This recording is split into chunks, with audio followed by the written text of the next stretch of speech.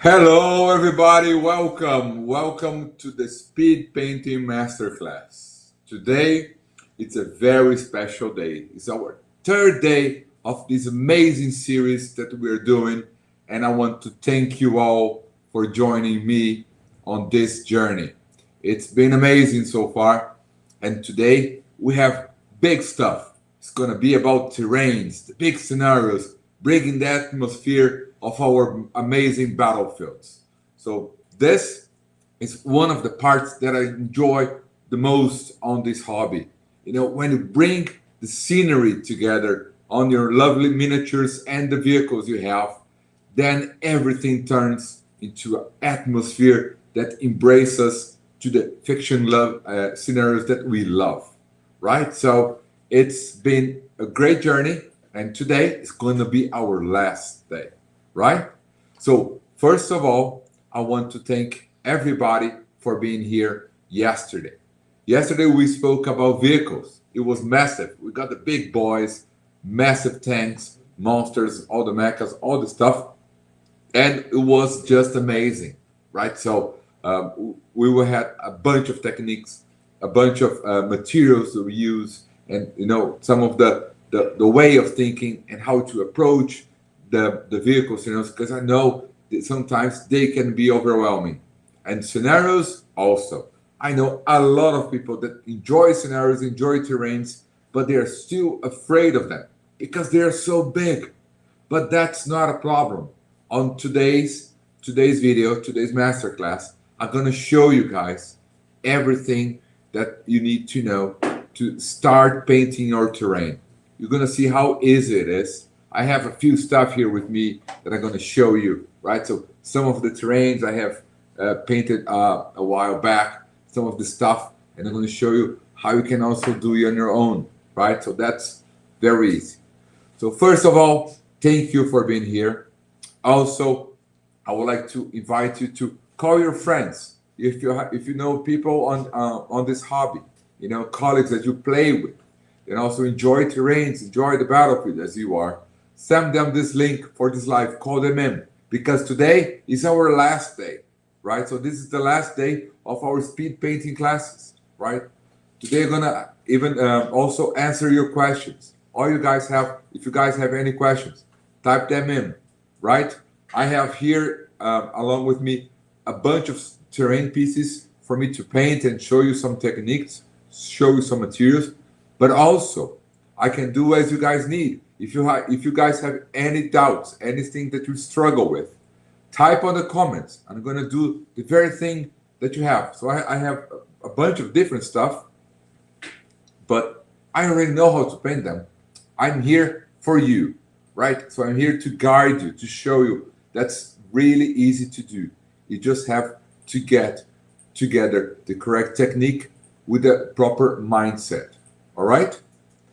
Also, I want to thank a very, very special supporter that we have for all this series, which is the Army Painter. So when I first announced that I was going to do speed painting masterclass series, the guys from the Army Painter, Alan, also Teen, a bunch of guys, Adam as well. All these guys from Army Painter, they approached me and said, "Oh, we want to support you because we believe also that people should do things faster and also do great," right? So thanks for the Army Painting for supporting me on this live series. It's been great. They have great materials. I have some materials here also from Army Painter. I'm gonna show you guys how to use because they do amazing things for the hobby, and also they help hobbyists from all over the world to paint things faster, right? They also have their own model, which is great. So get more time for gaming because people sometimes they spend so much time on painting that they are burned out. They're tired of the hobby. They look at the miniature, they don't like it, they don't want to play with it. But when you paint something that you like and you enjoy the process and we enjoy the final result, how your miniature, your vehicle, and terrain looks in the end, when you're proud of it, you want to play with it. You want to display it. You want to bring to the tournaments, and that's what the Army Painter does. And they also have a lot of initiatives and competitions about painting. So go on their website, thearmypainter.com. Check it out. They have a competition going on right this moment. It's amazing, right? So they're going to be on the next big gaming event. They bring a lot of stuff. It's amazing. So I want to thank Alan especially and all the guys at the Army Painter for being this great support. All right?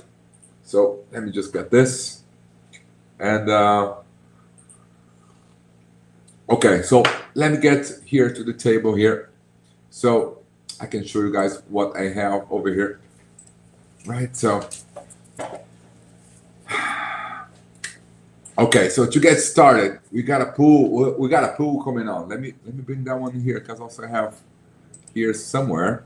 Okay, I brought, yeah, really hard. Yeah, it's easier for you to show me that. What's our pool going on? What kind of terrain do you paint the most? Right, so tell me, what kind of terrain do you paint the most? And also, guys, if you want to paint, to see something specific about terrain on this live right now, type on the comments, right? So let me show you some of the stuff. I'll put this away. So this is a terrain piece that I painted a few years ago. I built this tower for one of my, I think it was my very first Army Zone Parade project. Yeah, this is one of my very first Army Zone Parade project. I built this. This was right there in the back. It was a scenario for the Imperial Guard, right? So that was what this is. So this is like that. So I got a bunch of Basilica. I don't remember this box. That was it was like from a box series, right? From a box series. So I painted them. It was really fast because I had a lot of stuff to do for that own project. So I have built this, and you know, this wall over here. This is like foam board, a little pieces of foam board that I put together here, and then there's a little wood stripe there on the corner, and then I got all these funny things here to do this because this was on the back. What I did over here was like this. Can you guys see a little like the vitro, right? The art. So I took some of the concept arts that were from GW and turned them onto like this glass over here. So what I did inside of here, you can see it kind of comes apart, right? So what I did, you can see this is how behind the scene things look like. So I just put them together over here. So on this tube, what I did, I got some lights inside. So they were like doing almost like a light tube. So everything was light up. So I removed that. So that light's no longer here because I'm using another project. But that's how it was for all the pictures and all the demonstration on that's very own project. So it looks very cool, right? So now sitting here on my shelf as a reminder. So that's one of the pieces. What do you guys think about that? This any comments? Any do you see anything here that you've never seen before or you're curious about? Let me know, right? Basilica Imperial, thank you. Ah, Glauco, welcome, mate. Welcome. Nice to have you here. Yeah, that's the one. Yeah, I think it was the first box set I ever got for terrain from GW. Then this is what it turned out to be, right? So usually they recommend to assemble in a different way, right? So the river, the only terrain I have been using so far, it's books and empty boxes. Oh my God. Okay, so you can change that, mate. Don't be afraid. Yeah, I know they're a little bit overwhelming. This looks very cool. Thanks. Are the concept art freehand or print? Oh, they are printed. It's just, let me show you here. So what I did here, you see, this was so fast, mate. So what I did is like I put like plexiglass, right? So you see here a bit of plexiglass. So you got the reflection of it, right? So see, you got some reflections, right? So almost like glass, right? So I want to have that glass. So I put like a plexiglass. And then the art, I just printed like in a home print. Bam. Just that. And put it. So this is just paper, cut it out. And that was it. The only thing I did was like I added like this texture in front of it. Like, so it's like the tiles for the glasses, right? So I just threw, it was kind of an overlay, or like maybe a Photoshop filter, something like that. And that was it. So, and then, so you can see here, plexiglass and the paper attached to it.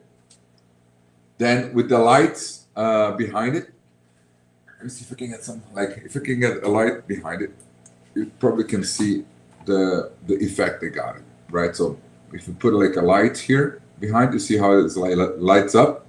That's all you need. So I didn't do transparent. You can also do transparent. I did transparent one for my the phalanx. The phalanx has like a glass that I printed on. I don't know how you call it in English. In Portuguese, it's acetato. It's like a transparent paper. So that one you got all transparent. So I just did on the white paper, regular white paper, because I didn't want to show inside, because inside I didn't do anything on the inside. So I just want like a translucent thing glowing, right? So like a sign, and that was pretty much it. All right. So, hey, Glauco, amazing idea using the plastic layer to simulate. Yeah, thank you. Yeah, that was very simple, right? So very easy to do, right? A lot of people see, when they see the stuff, they think it's when people see all these materials, they say, oh, you probably spent hours doing this, like, probably like freehand. Oh, it's not that hard, just do something simple. You can do the freehand, you can do all those things, but it doesn't have to be that long. You can do easy stuff. All right, so let me show this big one. Oh, I got more. This one it's 90% finished. I'm doing some of the retouch on this project. It's sitting behind me. You can see it behind my studio. This is what it goes. I'm going to show you part of it. I'm just going to show you part of it so you understand. So let me switch here. So this is a modular terrain that I assembled for a friend, right? So I got these towers. Over here, right? So this is I'm still going to do some metallic details on it, but you see how it looks? Very simple. Two layers of dry brush with the big brushes, right? So I use like a brush, something similar to this, right? So I spray like a dark brown, and then I go with a lighter brown dry brush number 1, and then a smaller brush with like a light orange dry brush number 2 on the highlights. That's what you're seeing here on this model. Now I'm gonna just paint some of the metals here, and that's pretty much it. So I guess when you're talking about terrain, one of the things that I enjoy a lot is making things a little bit different, assemble things. So for example, this guy over here, what I have like 2 towers of this, and let me take this one out because otherwise I don't have so much room, and 2 towers of this one, right? So it's like a square. So they cannot either work separate, or they can also go over here, like in the top. So it's like a big tower with like a passage underneath, and also they can attach over here, right? So it's kind of just a little bit. You snap over here, right? Snap over here, and it work like that, right? So it's kind of a modular thing you can do. So you can do them separate. You can do one on top of the other, right? So that's one of the things I did. Okay, we got the pool results. So what kind of terrain do you guys like to paint the most? Sci-fi structures, 37. I never paint terrain before. 31, welcome guys. You came to the right place, right? So fantasy ruins and castles, 18%, and urban environments. So sci-fi structure and ships, right? So big stuff. Yeah, that's good. So you see, so this is one of the parts that I have. I'm still finishing on this one, but then I built this, and then what I did, I got this bigger, very big bridge over here. Check this one out.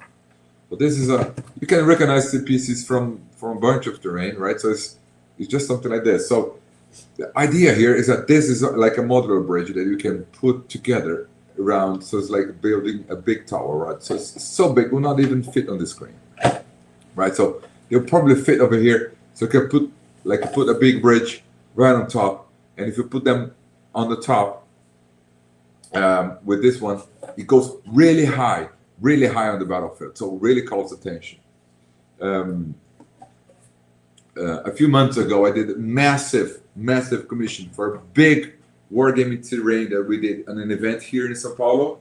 That was massive, and let me put this away. So yeah, if you guys check out my Instagram, you're gonna see some pictures of that, right? So I'm gonna put this away, right? So tell me, and the guys on the comments, what you guys want to check it out. One of the first things I want to start, it's about flat panels, right? Some of the easy stuff for you guys to start thinking about. Let me go with this. So I got one of the pieces here to show you just how you can do stuff really simple, really easy, right? So you see this piece. This piece is like something similar from here, right? So this is, I'm going to show you how I do most of my terrains, most of the things, how I do. I just take this, and you can spray a base color, right? So I'm going to take a base color.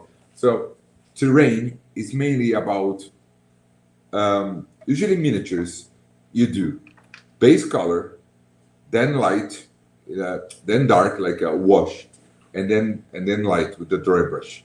Terrains, you can pretty much do that step as well. That works wonder.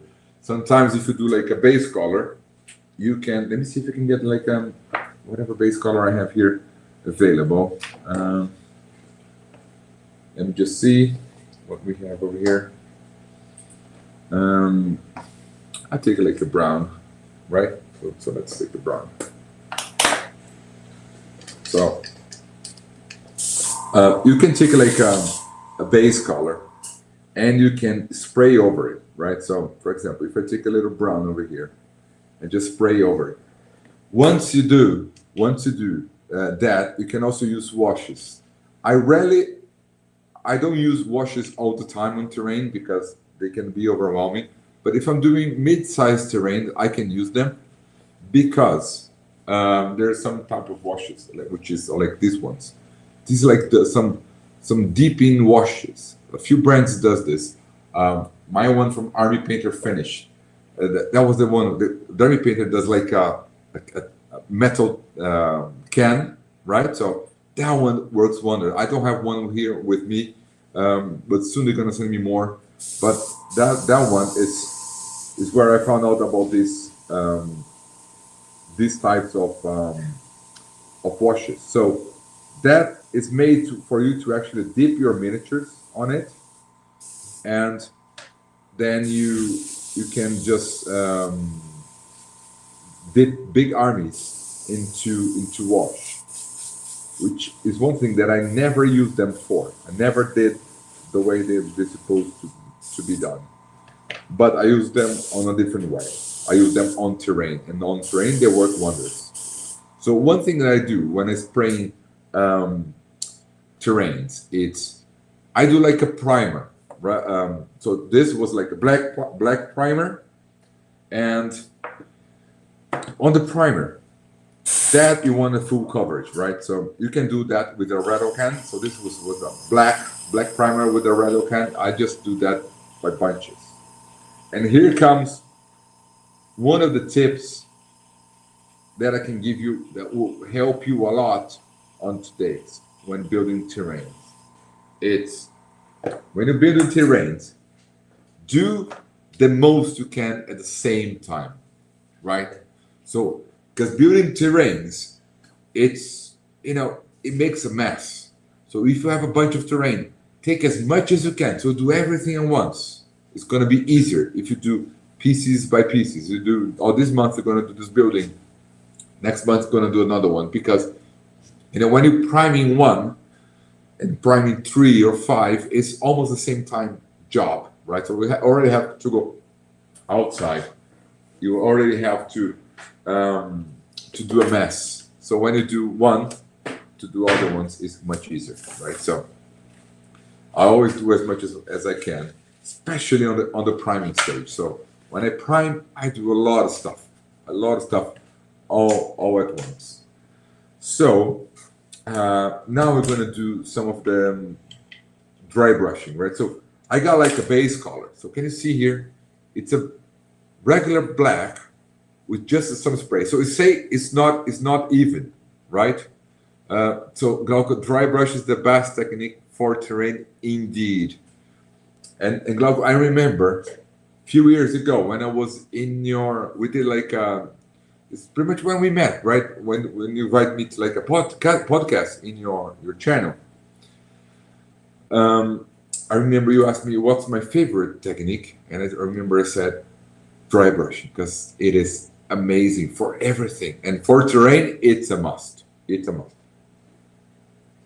So it's the one technique to go before anybody asks. The one technique to go on terrain is dry brushing. If you don't know what to do, just go dry brushing, whatever. Go regular color, metallic color, whatever color you do, and dry brush anything. It's gonna be great, right? So now, so let me talk to you a little bit about dry brushing. So first thing you need to know about dry brushing is what type of brush do you select. So depending on the type of brush you select, it's going to give you a different result. Let me get a couple different ones here. So I think this one is wet. Okay. Oh, this is perfect. Let me just clean this one. For example, I have two brushes here that they give me completely different results, right? So I can show you that. So these two here, I use them on completely different ways. It's not, well, this one is a little bit newer, right? So, but that's not about it. It's the bristles. The bristles on this one is a little tough, right? So they're like very strong, and the bristles on this one, they're very soft. You see how shiny they are, right? So this looks like a hair from a girl. That's really really nice, right? So my wife's hair is almost like the same color, right? So it has the same shine. So it's like very subtle, and this one is very tough, right? So looks like maybe here, yeah. So it's brutal, a little thicker. So what this does, let me get a brighter color over here. Here we go. When you dry brushing with something that's harder, you're gonna get very tough edges, very high contrast. When it's softer, it's gonna be softer as well, right? So the contrast is gonna be softer. Of course, if you change the way you apply, you can also have variations of that. But mainly, when you talk from one to the other, that's pretty much it. So let me start with the tough one here. So, and then as you take off some of the paint, and you start having, and then you start doing that. So mainly, the steps that I do when I paint terrain are a base, like a rough base coat, like I did here that you saw. It was a black primer. Usually I do Radocan, right? But we can also do with the airbrush depending on the size and the amount you have.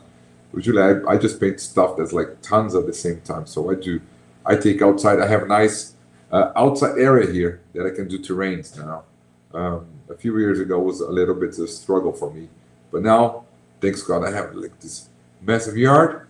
I just take like some of the tables outside, and I do that.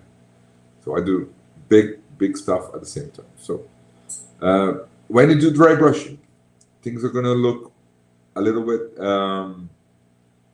really light at the start, and then after the paint dries, they get a little bit darker, just a little bit, but they do, right? So that's one of the things, and also can do something a little bit more subtle, right? A little bit more delicate, more of a smooth light if you want to as well, right?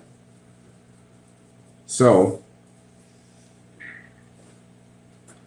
with the brushes, you see, it doesn't mark, the edges so much, right? So it's even a little bit harder. So I have to even pass my brush more times. Okay. Do you guys see the difference there? Let me put even more paint over here because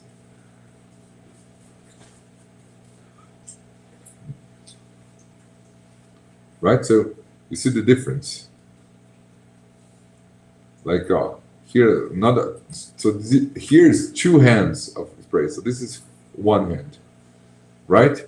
So you see how strong this side is, and this one, how soft and delicate it is, just because of the brush, right? So that's one thing you have to keep in mind. Which one is better? Depends on what you want. I have two, right? So you can get the collection of that. So I use one of the big round ones. Would you recommend switching to a flat one instead? No, I don't. I recommend you can use both as well. I do have the big round ones as well. You're talking about this, right, River? These are also great too. You can use that one too, right? These are very good. You can go like this. These ones that I have, it's like from this is like a Brazilian company, right? So it's like they paint like stuff. Um, they're very tough, like really tough. I guess the ones you see even some companies that does this as well. The bristles are even shorter than this, right? So they're even tougher. Those can work as well too, right? You just have to find the way you look. So I like one I recommend, River. If you don't, if you have the round ones, for example, it can be almost as similar as this one. But if you go to like a hobby store, River, are you from Germany? If I'm not wrong, right? Tell me your country. But I know in US they have this great store called Hobby Lobby. Sometimes you go to that store and they have amazing sales on brushes. This one I got in the Hobby Lobby for like $1, $2, something like that. And when I saw the bristles, like, oh, so soft, I want that. So it's like a little bit sort of. I like something a little bit more like this, like so.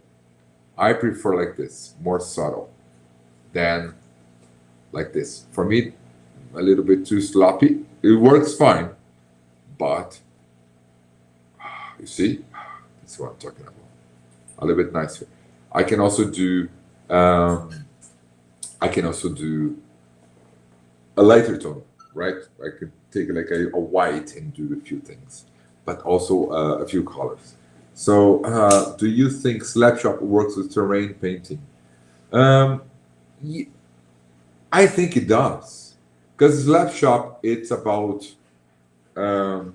mainly the same as pre-shading, right? So dark base, you do black and white base, and then you apply color on top, correct? So if you prime on black, for example, I have here, let me put that prime on black.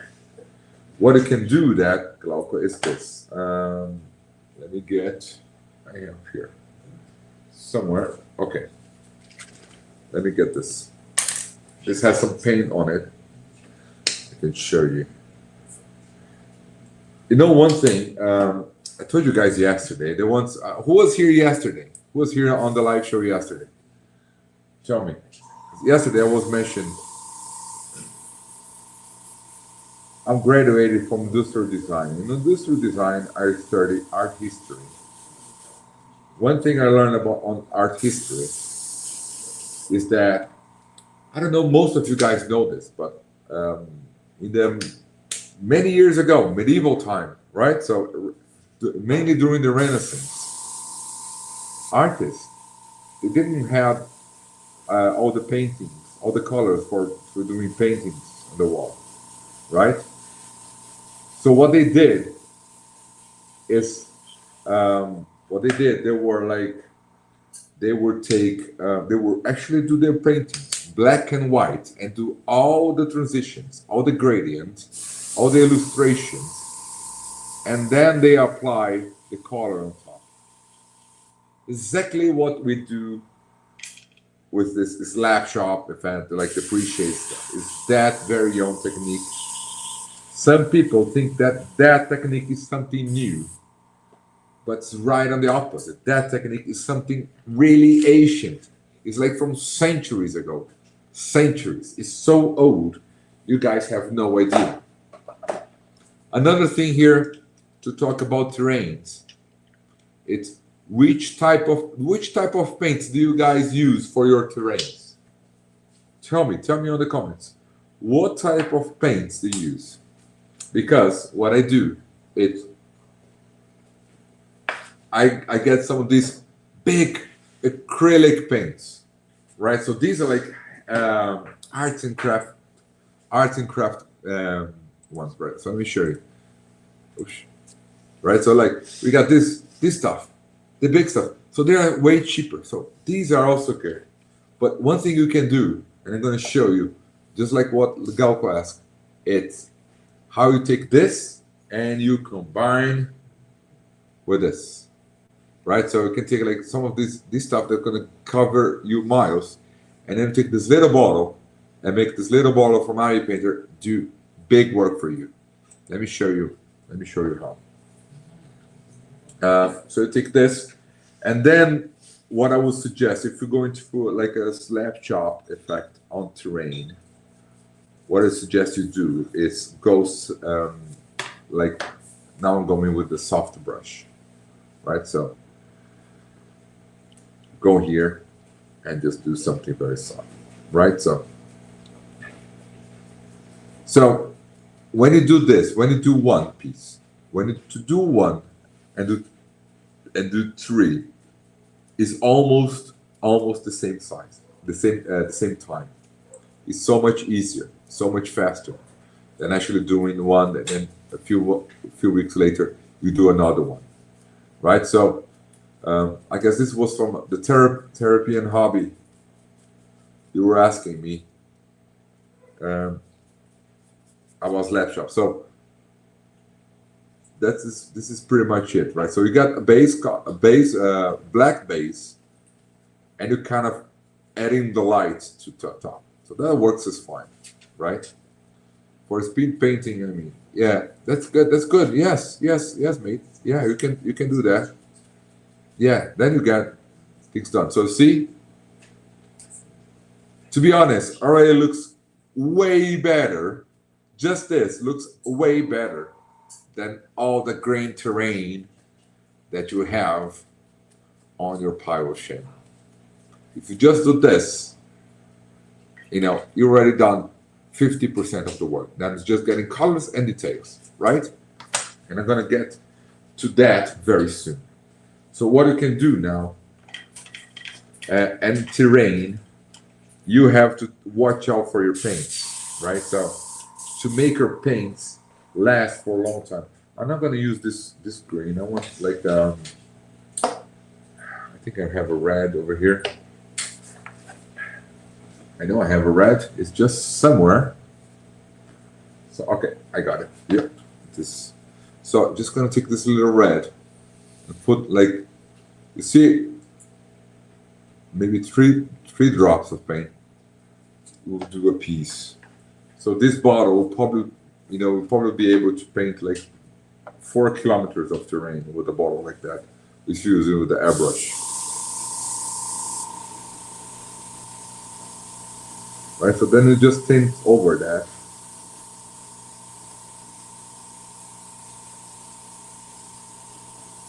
Yeah, that's fine. Maybe 3 hours. So it's economic. Okay, so instead of 4 kilometers, I'll say 2 kilometers of terrain. Because I need more 3 bottles, 3 for one side. Right, so that's one way to go. So with this, you can get most of the walls covered up, right? Most of the big parts covered up. And then you can just go for the details, right? So 2 ways you can do for your terrain, for terrain walls, right? So that's one of the parts, right? So let me put this, right? So let me clean over here. Are you guys? Yeah, is that good? Is that good? Let me just get over here. Yeah, are you guys understanding this? All making sense? Yeah. Remind you guys. Send your questions, right? I'm here to answer your questions. I know some of you guys are taking this time also to paint. Take your time also to ask questions of the stuff, because I'm here for you, right? Today is our last day, right? And this is the completion. This is the end of it. So now what you can do is from this, you take these guys, you paint some of the details, and that's it. And on terrains, when you want to focus on the details, because you don't want to do details all over the piece, just in a few pieces. Select your details and go there, right? There was, I believe there was a question on the screen or no? Oh, okay. I'm using Radocant for base, then Citadel and Army Painter for the rest, okay? And then I use normal cheap acrylics to create wash. This is a very good, that's a very good way to do mate, yeah. So I mean, when you say cheap acrylics, you probably got them watered down, right, and pass over. That works wonders.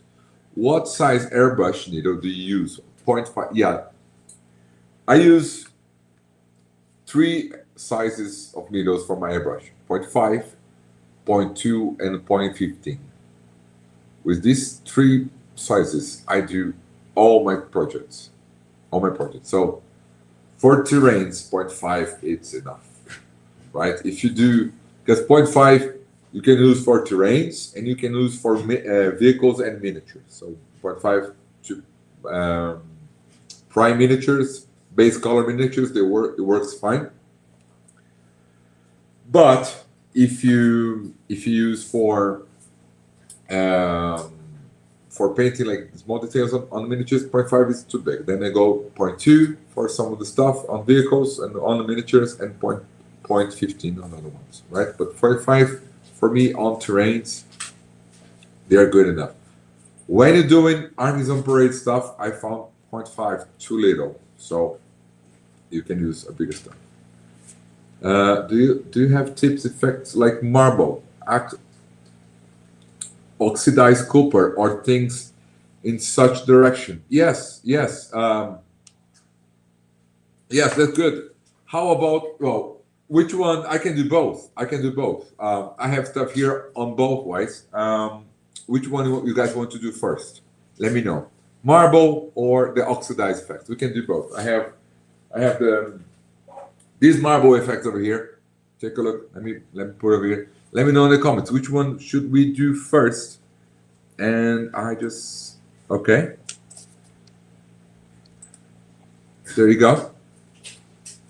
Which one should we do first? Because we got marble. I can show you how we do this. So easy, so fast. And also got oxidized. I have an example here. Also, this is like oxidized terrain. This is how it is. Tell me which one should we do first? I can do both. I have stuff here to do either ones. Just let me see. Can I get put in the comments?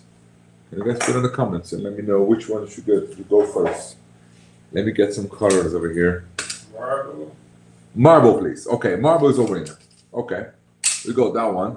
So let's do this. So I got a few pieces. So this is a piece, a terrain, primer.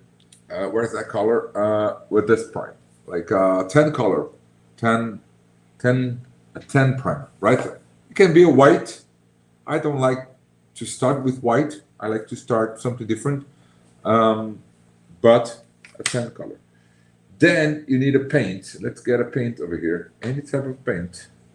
Go with the brown, regular brown. Something boring, right? So take a brown. Regular brown, right? So this is a regular brown. This is the one I have over here. Right, so here's my wet palette. So let me get some water over here. And now you need a brush with a good tip. Right? Do you guys have a brush with a good tip? Just like, it doesn't have to be a great tip. Okay. So this is what I'm talking about. This is a brush with a good tip. Right? So let me water that one down. It's a big belly with a good tip. Right? So this is a very good brush. This will do. So what I do, this is so simple, guys. This is, if you guys want to study more, this type of effect. You just study more watercolor. That's pretty much the same effect. So you take water and you dilute the water. See over here? You just very diluted, right? So, and what you do, it's you start doing lines with it, right? So you just do some lines. It's very random, right? So get some water and then you start doing all this watery now and do some lines. And then you can do some of the portions. You just do them. You just want to do like a layer, right? So sometimes it can go too much. It has to be uneven and it has to be a gradient. It just cannot be, it has to be like from light to dark, right? So just do like this. It's a very easy step, right? Okay, so we got the results from our poll. No, I have to vote in our poll. What's your biggest terrain challenge? Ah, that's a good one. What do you guys find it hard on the terrain challenge, right? So it's painting large surfaces quickly. I guess that's, I'm betting on that one. Large surface quickly. Creating texture and depth. Picking the right colors or getting consistent results. Oh my God, I'm between one and the last one, right? So you guys seen this? Yeah, okay. So first step is this, right? So you do this, a watery color, yeah? And then you can come back on the some and just kind of do some of the lines. So one of the lines have to be very strong, right? Very strong and very uneven. For example, like this. Yeah? And some of the lines have to be very diluted. So let me get some here.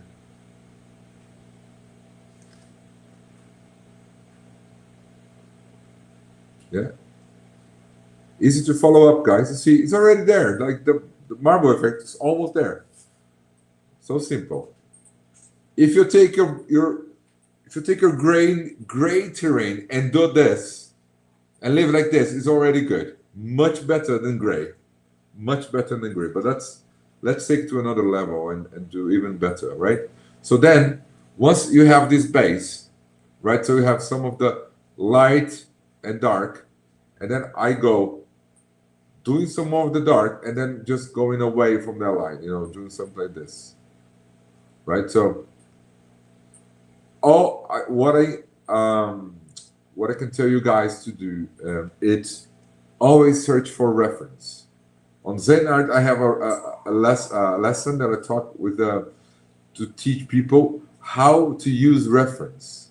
People they don't never learn how to use reference. Take an image, take a collection of image, and understanding the pattern behind it. So it's a reference. The reference is not looking at a picture and just copying it. It's a little bit more to it. But then you have to understand how things work, right? So this is pretty much it, right? So do a few things. And then what you can do is do the opposite. Well, then you get a little bit more diluted. And then you do some stains, some other stains. Like so every piece has something happening. Right, so then you do some other stains that are a little bit lighter, right? So you go very strong on the contrast, right? If you want to do and take like for example a very fine brush and do some really strong stuff in the middle, you can do as well. Like take one like small brush and just do that, right? So it already look like to do a little drawings, right? Like some of the stone veins, but you have to understand how they work. So just take a little, a couple of study on geology, so see how they form some of this stuff, because usually what you can easily find on terrains like this, on marble like this, is you got that. And right in the middle, all of a sudden, you have like a little different color, like a metallic color or something like that. Sometimes it happens, right? So let me add that over here. A little black here, metallic black, right? So Let me see what you guys are struggling with. Creating texture and depth, 1. Okay. Picking the right color, 27%. Painting light surfaces, 18%. And getting consistent results, 2%. Okay, guys. That's why you need pose, because that's how you understand on the Zen art, right? So on Zen art, it's the solution for that. So that's where you're gonna learn, some speed painting techniques and how you approach them really, and how you're gonna get all the things done, right? So um, that's the things that I saw. Sorry, excuse me. I have a bunch of lessons there to create textures, a bunch of lessons that are going to help you painting terrains, and that's what this today's lesson is, to show a little bit about that, right? So you see here, I had some metallic details there, and that's pretty much it, right? So this is what painting marble looks like, and then you do the metallics, do that really quickly, and then we can go to the oxidation effect. I can show you that. Let me get a big brush over here. Then takes a little metallic. Where is it? Okay. And then it already looks amazing. Right? So that's how you paint marble. Do you guys understand? Was that very clear? You see how simple it was, right? I have a full class, actually 2 classes, 2 lessons on Zen art. They're way shorter than what you just saw. That shows you everything you need to do. 2 different ways to paint marble. 2 lessons. I teach this technique in a similar way, and I teach another one that's with the big round brushes as well. Right? I did not expect terrain to be that simple. Yeah, many people they don't understand this. Other people, when they see it, like, oh my god, it's so massive. I cannot do this. That's what I tell you guys. It's about small consistent wins. Remember the lessons. It's small consistent wins. When you do small consistent wins, you paint a marble and then it looks good, and then you go and paint the metal and it looks good. It looks better, right? So remember, it's small consistent wins. Remind, type on the comments over there. It's about small consistent wins. So see how easy it was, right? How simple it is. If you get first on terrain, main thing that block people is the mindset. A lot of people think it's too hard, so they not even get started. They not even show up on the speed painting masterclass live. There are people afraid of saying, "Oh, this is not for me," because it can be a little bit intimidating. When I show people my terrain photos, all the pieces that I do, people are intimidated. It's like I can never paint something like this. Check out on my Instagram, on my Reddit post, what people comment. Most of people comments on when I do pieces is like, I can never do this, and it's them telling them they cannot do it. I'm showing them what I'm doing, and the other people's mindset is telling them you cannot do it. And what he says to me is that I cannot do it. He's just replying me, right? So this is it, right? So let's go to oxidation. I have a good one over here. Oxidation is very simple, very easy to do, even simpler than this one.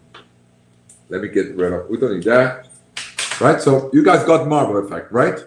Love the effect. Yeah, thank you, Glauco. So I start with okay. So I start with this is with a base color. So this is like a dark blue, right? So yeah. For marble effect, I usually use the airbrush with extended baby tissue for max. That's also a great effect as well. Also very good technique. I love that technique as well. You can use either. This one is great for panels. If you can use this technique that I just show you guys, you can use that for miniatures as well. Panels on your magnets, right? So I got another one over here I can show you guys. So what I do is I take like a dark blue base. I just spray it over. So let's show you guys this. Just get some from the plane. So when you're painting oxidation, what you need to do is just getting some of the base color. You do one of the things oxidation that people don't understand is that some stuff in terrain you work backwards, right? For example, when I show people this, what we usually think about is painting metallics, right? So paint it like in the bronze like a gold metallic, put like a wash on top. Then after the wash, put like the oxidation effect on top, right? So people usually think like that on terrain. But the best techniques on terrain, they will work right the opposite that they work in miniatures. And that's why some people struggle with terrain, because they don't know how it's done. Because their mindset, it's on miniatures. You cannot approach terrains like you approach miniatures. It's completely different stuff. A few things will work around, but a lot of things, most of the things, they work completely different, right? So here, if you take a base color, right? So just take a base color. So this is a very dark blue, right? Almost like a blue that's green. Do that in a base color.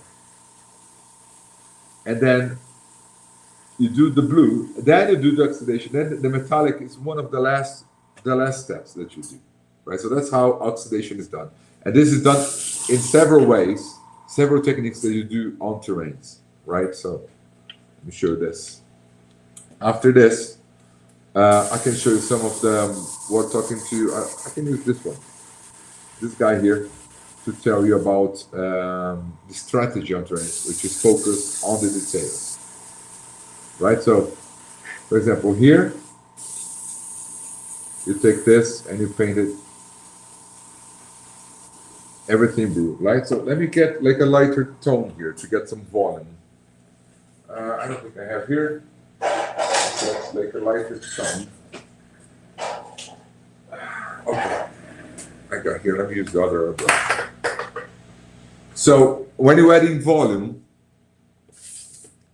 to your terrains, okay, always remember to go from top to bottom.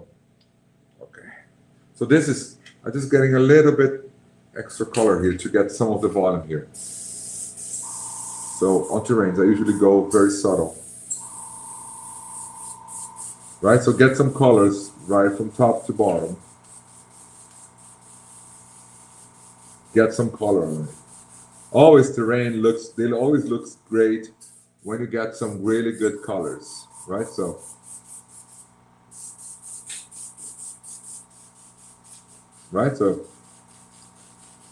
so this is a turquoise, sorry, my English, turquoise blue.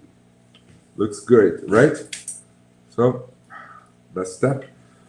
So you get a base color, which is mainly you painting the oxidized before, and then you go the material later on, right? So I believe most of the people, they will think different. So, you know, already looks better than the grain terrain that you have over there, right? So remember, 1 minute a day gets the gray away, right?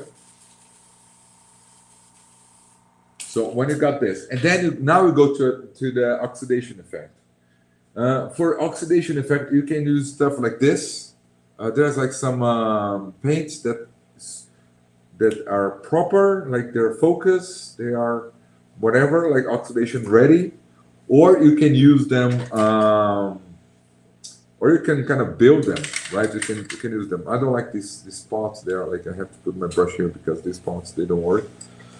So let me show you this, how you apply this stuff. Or you can just take like a white. For example, I have this white from Speed Paint. You can also do this and tint a little bit with green and blue, and you get something that's very similar to that, right? So here what I do is, let me put my water here. So I get my water and my oxidation stuff. So I did my brush in the water, put over here, get some water over there, so it's a little bit wet.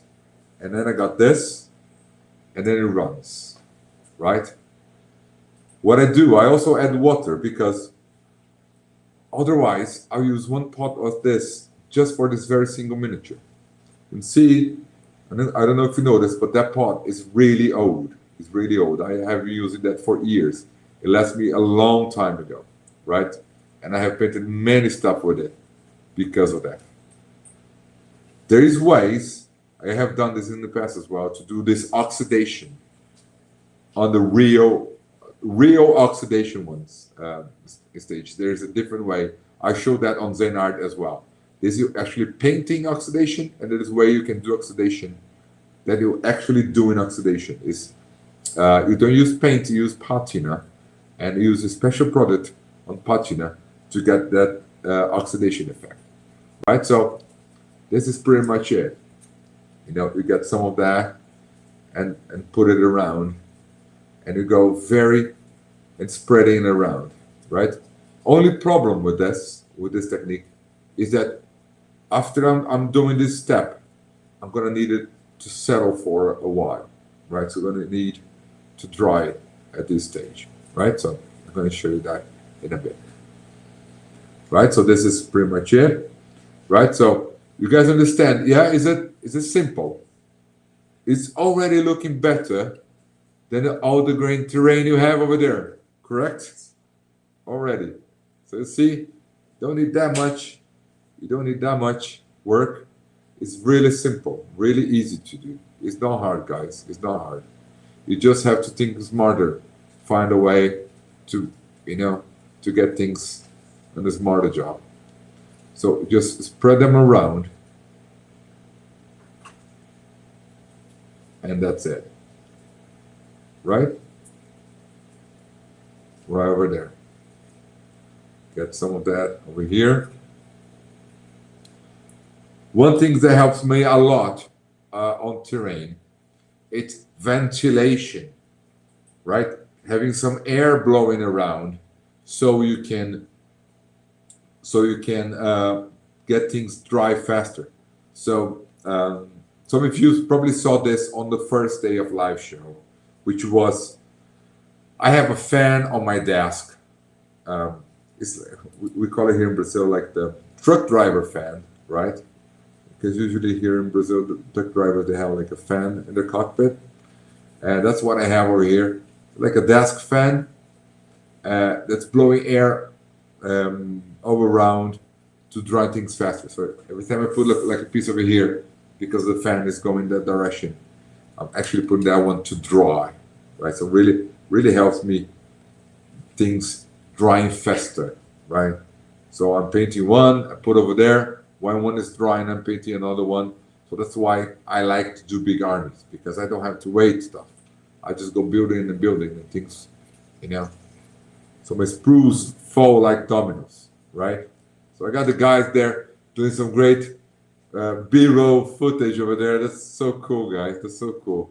So to kind of show you guys around a little bit the studio, do some studio tours with you guys around. Let me know if you guys want to see anything in particular. Let them know. They're gonna go around. So that's so cool, right? So this is pretty much it, right? Let me put here this to dry. And then what I do, it's two simple steps: dry brushing and the post shading technique. That's very simple. While this one is drying, I'm gonna do the details on it. And details are here. So I'm gonna take a little primer. So these are still on plastic. These are the candles that goes on this terrain. So Just take a light color, prime them.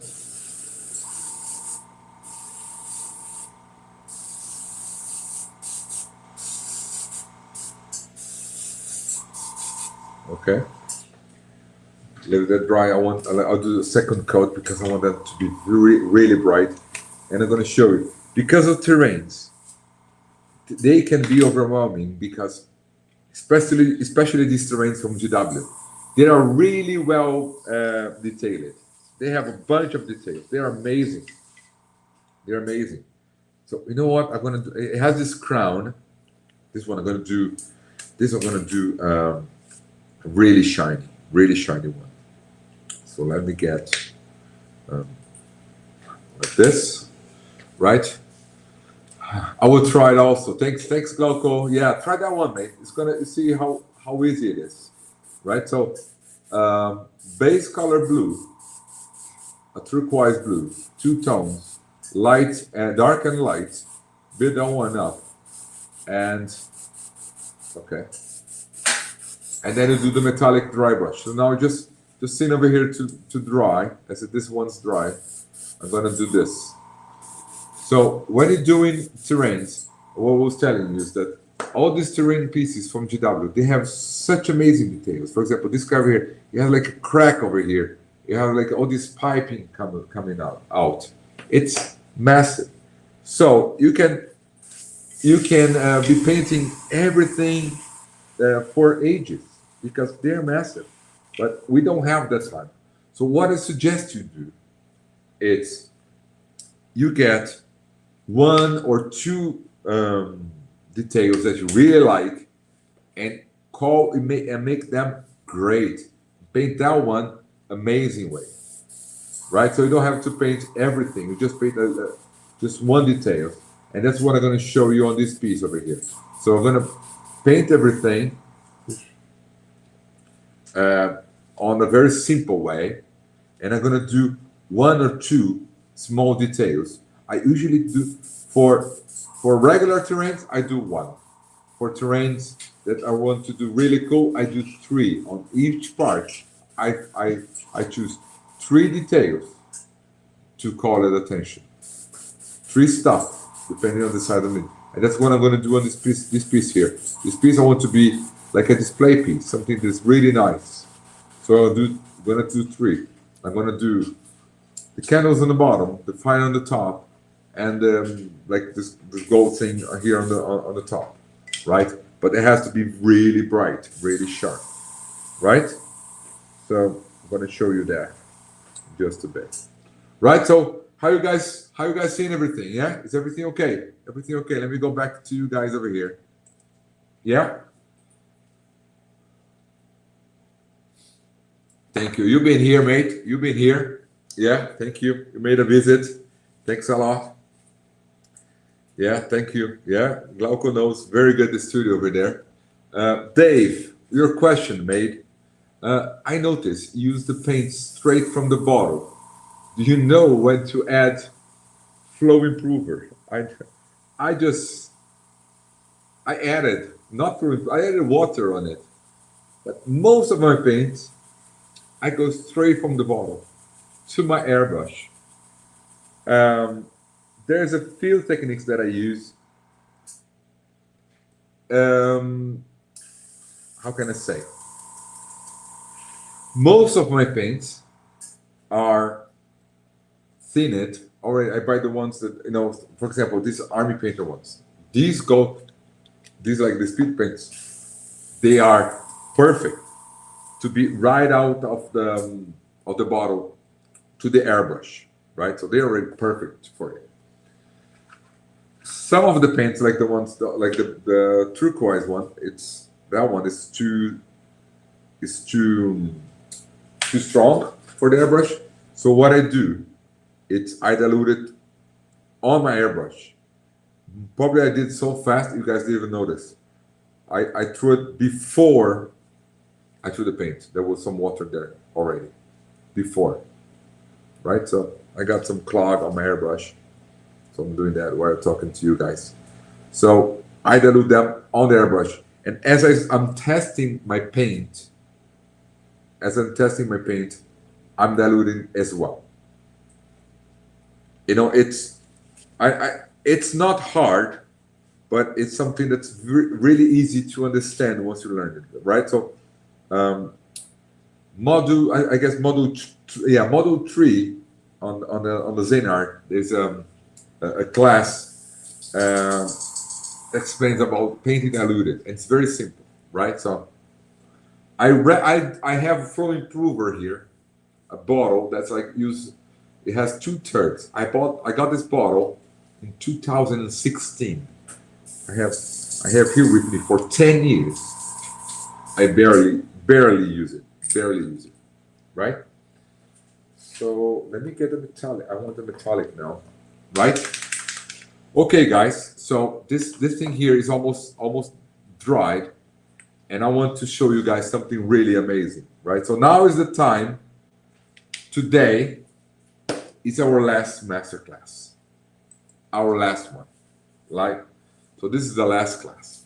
So if you guys don't invite your friends right now and call them in, they're gonna lose this. They're not gonna be here. They're not gonna watch.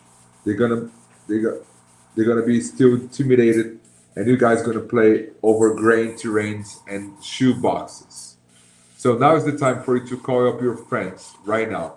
So send them this link and say, dude, you have to watch this. I've been on this live show for an hour and so, and been amazing. I already saw all the panel painting, all the marble coloring. Now I'm doing oxidation, all these painting effects, and now I'm about to learn some of the detailing and some of quick OSL effect. That's what we're gonna do over here. So you have to join it. So send to your friends right over there, right now. Okay? Let me get some other airbrush there.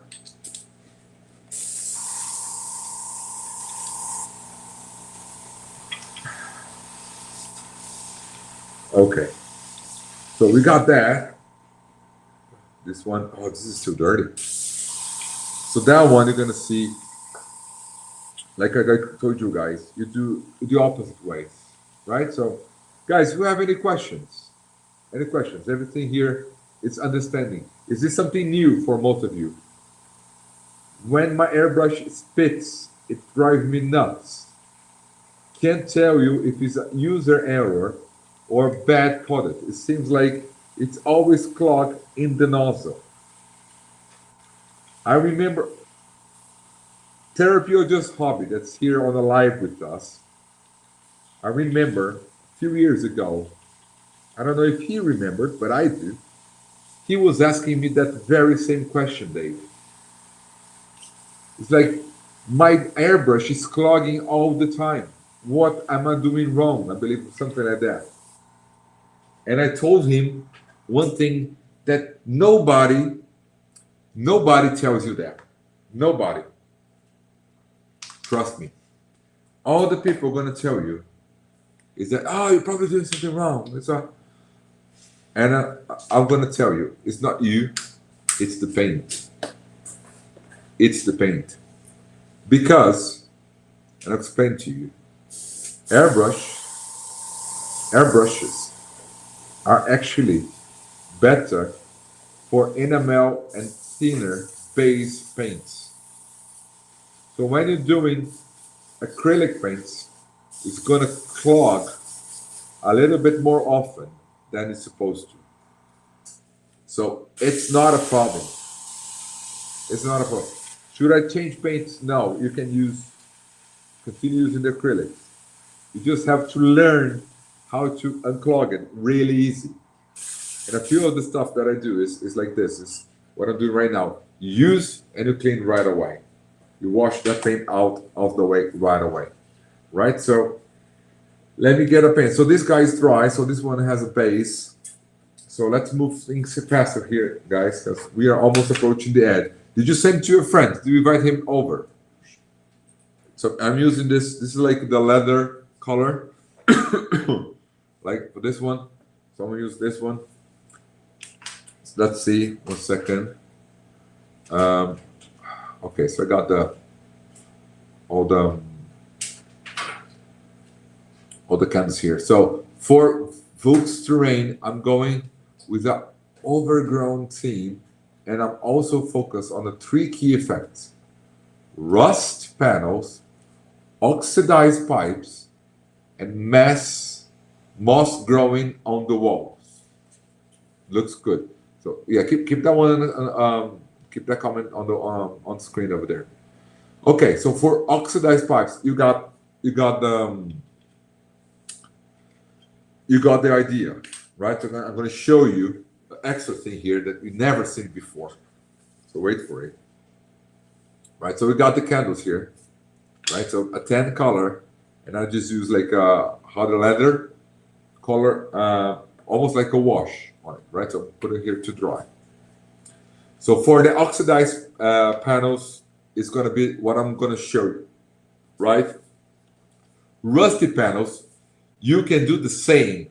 Instead of doing the blue, the turquoise blue, you can do with brown and do the rest. It's going to be very much similar. Just change the base color. And for the moss, I like the stuff you add. You can paint with the green, diluted green, but when you add like those flocks, the green flocks, I have some here in the studio. That looks amazing. Then you get that one. There's a few ways you can buy them, you can make them, right? So let's do this.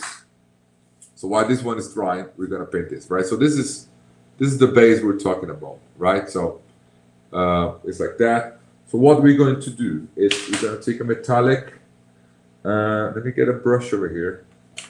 Okay, let's go. Big brush. Look at this. Then I'm gonna take a metallic, one of those, big pots, metallic paints you can buy it on any arts and crafts store. So you take that, put in your palette, and then you just do dry brushing, right? So taking that. So we start with the browns, right? So go very soft from top to bottom.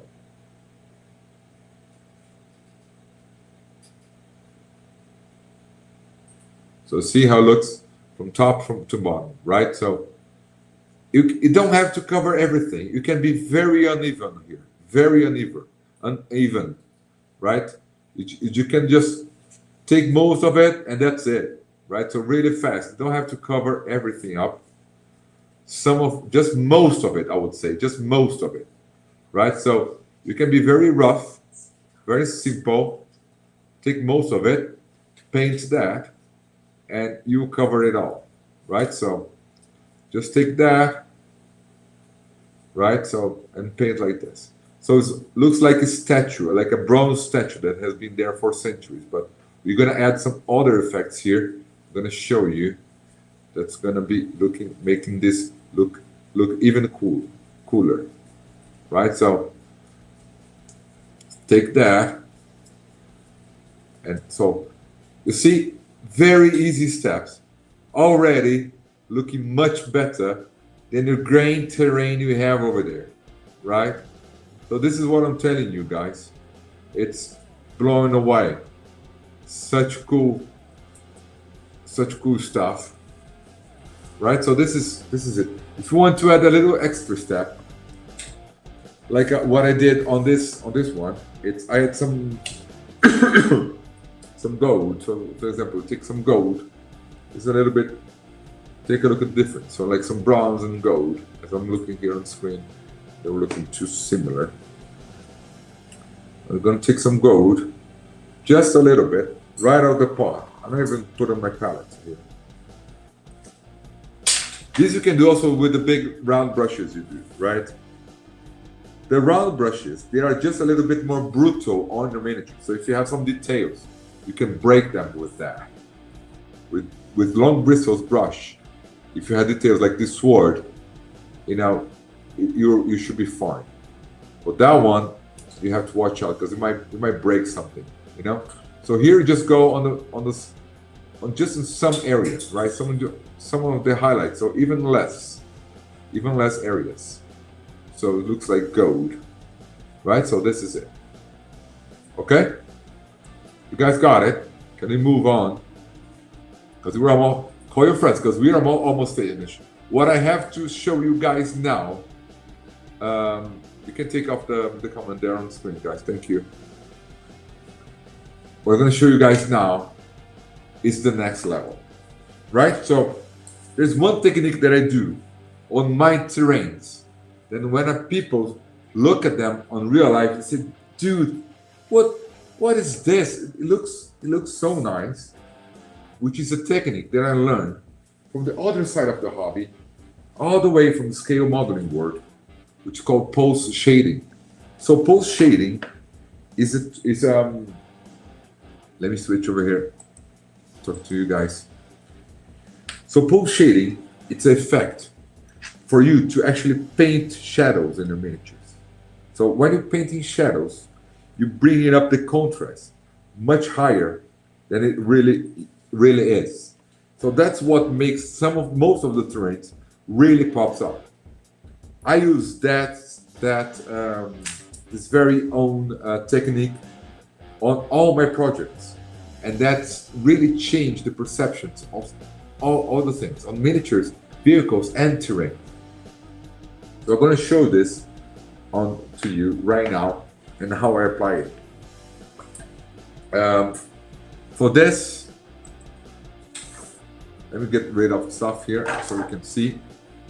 What I do is I use ink, India ink stuff. I take a very thin. Now, remember, you guys you were asking me. You were asking if you're painting along. If you're painting along during this live show, this is the time for you to pay attention. Okay? This is the time for you to take a look and see how I'm doing, because we're gonna move fast. I'm gonna show some stuff again. So take a look.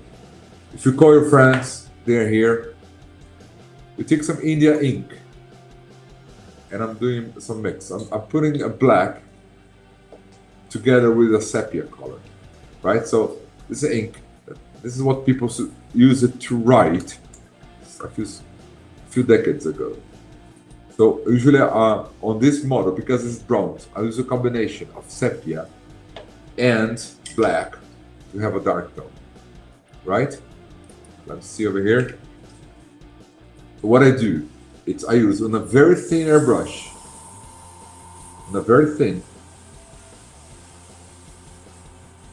get a color. Okay, so see, it's a very dark color. And what I do is I paint the shadows on the picture. Look at how it is, right? So take a look how it looks like. Already looks really old, right? But what the problem is that this in my hand looks like a statue, like a prize, like an Oscar. It looks small because it's in my hand. So it must look like a huge statue that has been shrinking up and fallen in my hands. It doesn't do that effect yet. And what I'm gonna do now is gonna do that effect. It's gonna look like I had taken a statue that's like 10 meters tall, shrink it up and put it in my hand. And that effect is the shadow, because the way the shadows behave on this object is like a small object. That's how we understand, the way we perceive light. It's how we see how big stuff is. Oh, it's a little bit too light. Let me add one. So that's why we have to simulate the shadow. So that's why it's gonna help simulate the shadows on that object. Okay, on that object. So I'm gonna paint the shadows here. Very detailed. So I'm gonna add value to this wing.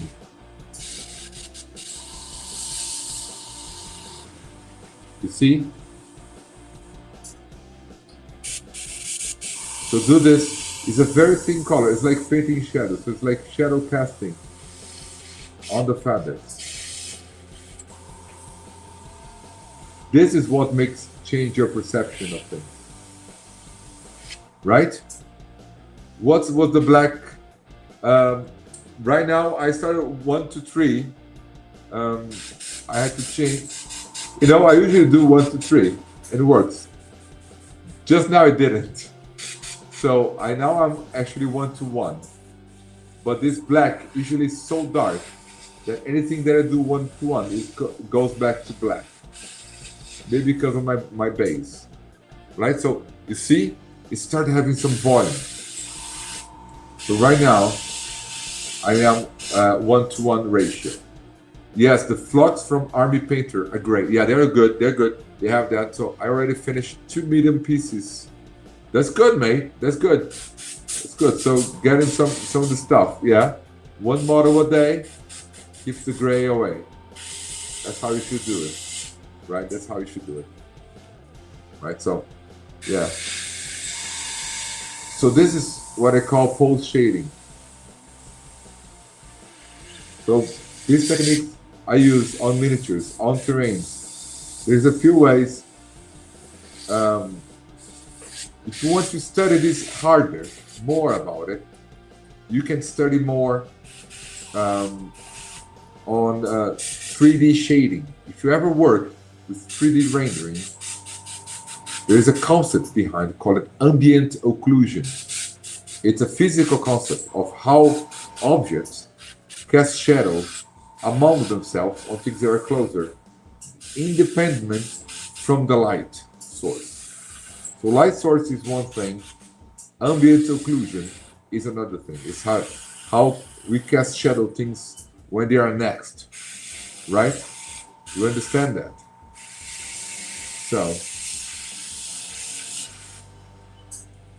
you see now how stronger it is. You see, it's completely different. Let me show you here on the back. So I didn't do on the back, so can you see the difference? If you go back on the video and take a look at how it was before and go back to now, to live, you're gonna see it, right? So that's the difference we're talking about. And now, so you take closer objects, like some of the hidden spots. There's there's a few things you do to understand where shadows will be. So it's just a matter of understanding the physics of it due to proximity and so on. Like I told you, you want to get serious on this, also do go to ambient occlusion and study some of the physics behind that, and you know what I'm talking about.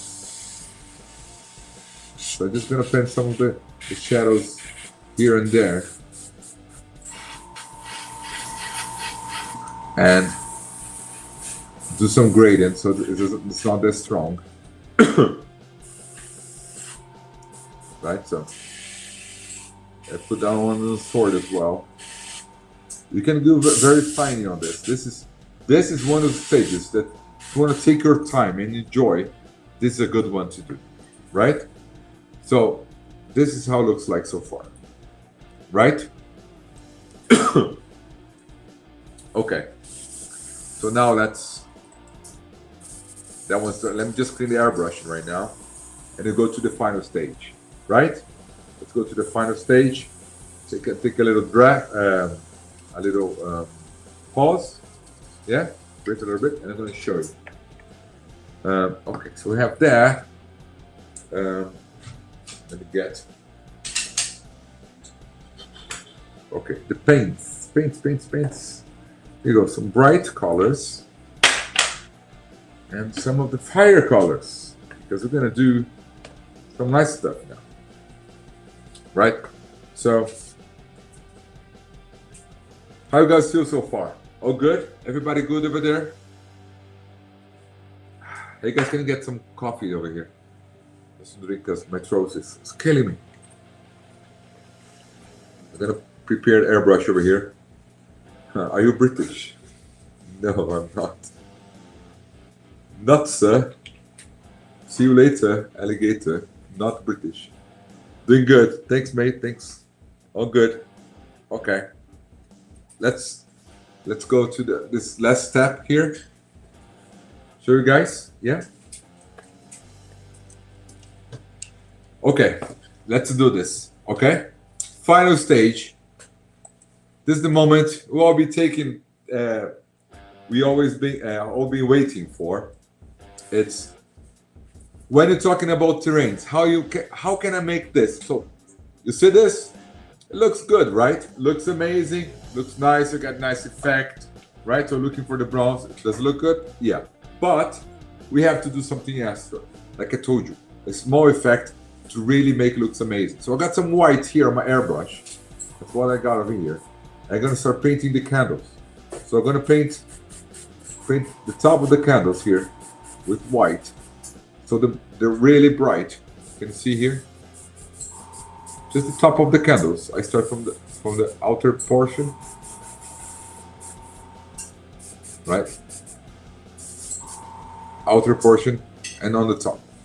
Then this thing here also, it has some fire on top. So I want this fire to actually be real, not part of the sculpture, but actually a fire thing, right? So I'm gonna add this fire over here. Right, get some of that on the airbrush. Also gonna get that with the brush as well. Got very diluted water just to get some white right in there. Right in there. This will be cool to do a little bit. Go back to the dry brush later on just to refine. Right? You can do this with a simple step, but get some of the white there. Also, what I'm going to do is I'm going to prepare this already, as I'm going to place these candles there on the bottom. Already going to do some glowing effect waiting for them, right? So I'm going to do 2 at the front, right? So I'm going to paint a little color here, and 1 at the back, like thick area here on the back on the corner, right? So I'm just painting white over there. Some OSL light effect projections. Yes, exactly what that is. Yes. So just doing some of the base on white, right? So OSL, you do a base white and you tint with color, right? So put some here, some on the top, right? So you take a look at this, see how this would reflect on things around it, right? So some of that. Now I'm gonna do it. I'm gonna take the yellow. Where's my yellow? Over here. Perfect way to do OSR effect. You do a white base, then you just take like some of these speed paints. Here's the yellow, and paint over it. For example, here. Now I'm gonna have to be a little bit more. Okay, so this is the yellow, and now I just paint. So these speed paints are perfect for this because it's just gonna. This is glazing, right? This is, if you ever heard about glazing, this is what it is. You're glazing with the airbrush, you're just tinting the color with it, right? So this is what it is.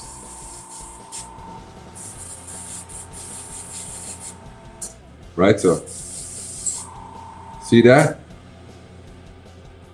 Yeah, so see, looks like the candles already light up. That's perfect. Now let's tint the rest of ones. So tint all this fire. It looks like a really hot fire.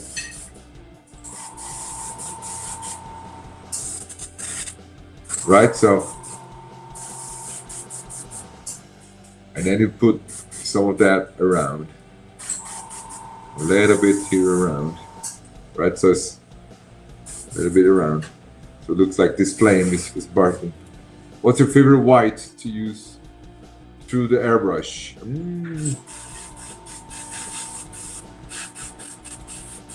I don't have an answer for that. I use all whites.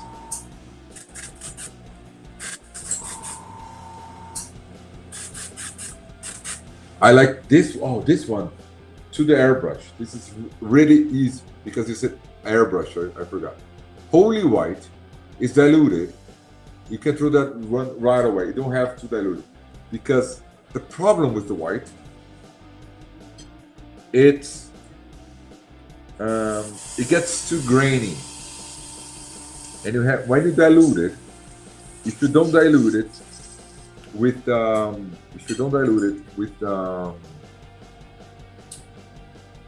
airbrush thinner, something alcohol based, it gets too spotty when the way you dilute it.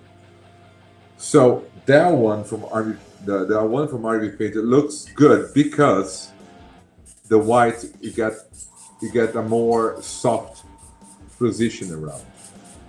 So I like that one because of that. So, but there's many colors you can enjoy. Holy white is good, but well, like I told you, I didn't take into consideration your full question because it's on the airbrush.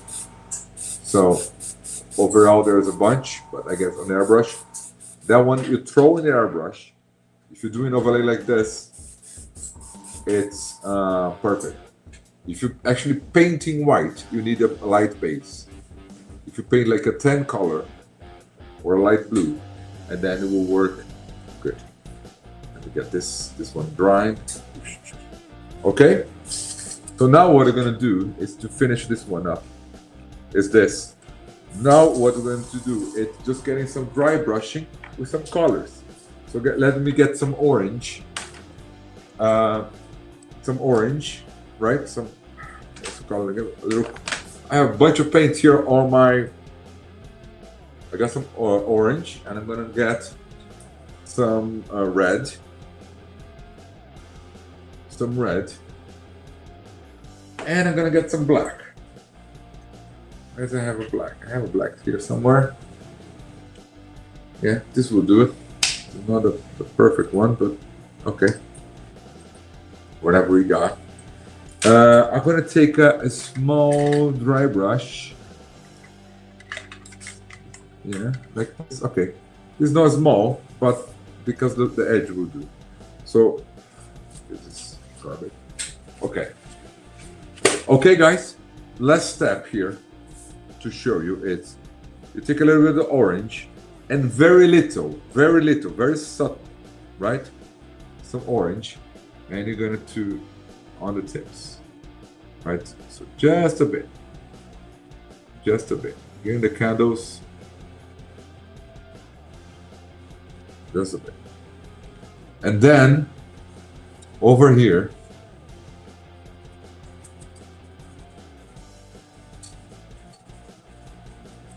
very little. Then you're gonna do the fire here. Then you're gonna do the fire,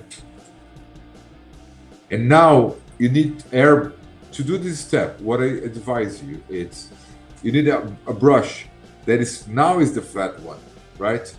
Because you want all the bristles to be very aligned. It has to be flat, and it has to be in good condition, right? See all the bristles coming one, because over the time these brushes, they're gonna open up. They're gonna open up like this one. This is the side one. So see, over time, it's gonna get the. Do you guys know the reasons that brushes open like a flower? Do you know what happens there? Why happens there? That happens because you get paint inside there as you use paint in your brushes. You get some paint inside, and as this paint goes inside, it gets in here and it dries, and when it dries it expands, and when it expands makes your brush so hey Joe, how are you, mate? How are you? You can rewind later on. You're gonna rewind later on, but glad to have you here, mate. Thank you for having you with us. We have done a lot, but you can always watch later. But follow us on the live, so we can interact. You can send comments and you can interact with us.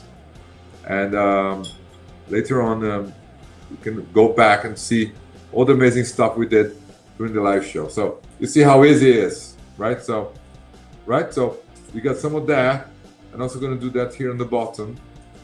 looks strange yet. This looks strange here in the bottom. I know it looks strange, but when I place this stuff here, you're gonna see what I'm talking about. Right, so you take that. Now I'm gonna take the red. The red, red there is so strong. Right, so just a little bit of red. Hey Alan, how are you, mate? Holy white comes out nice from the airbrush applied with a brush, and it's still in the same recess and look more gray. Okay. Yeah, I guess it's, you know, the dilution, you know, of the speed paints. They're really good to be applied with the airbrush. I love it. And one thing I love is with the airbrush, you can do so much with just a few drops. Just a few drops, you cover, you know, full armies. So it's very economic. Like a bottle like that, they will last you a long time. You know, a lot of people, they don't understand how long a bottle of paint lasts. You know, I paint almost every day, and I paint a lot of miniatures, dozens, hundreds. And my pots of paint, they last really long because the way I apply them, you know, and the way I use them. And one of the things that a lot of people say when talking about airbrushing, say, oh, I don't want to do the investment on airbrushing. But when you invest on airbrushing, you are saving other things. You're saving in time because you're doing things faster.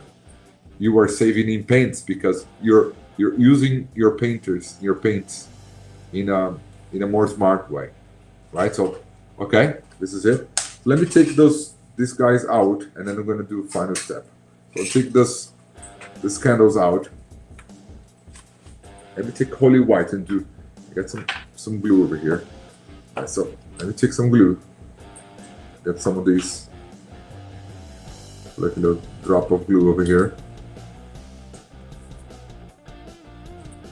Put this one right over here on the. Yeah. So now I see now start to make sense. Yeah. So I'm gonna do the big one on the front and the big and the small one right there on the front.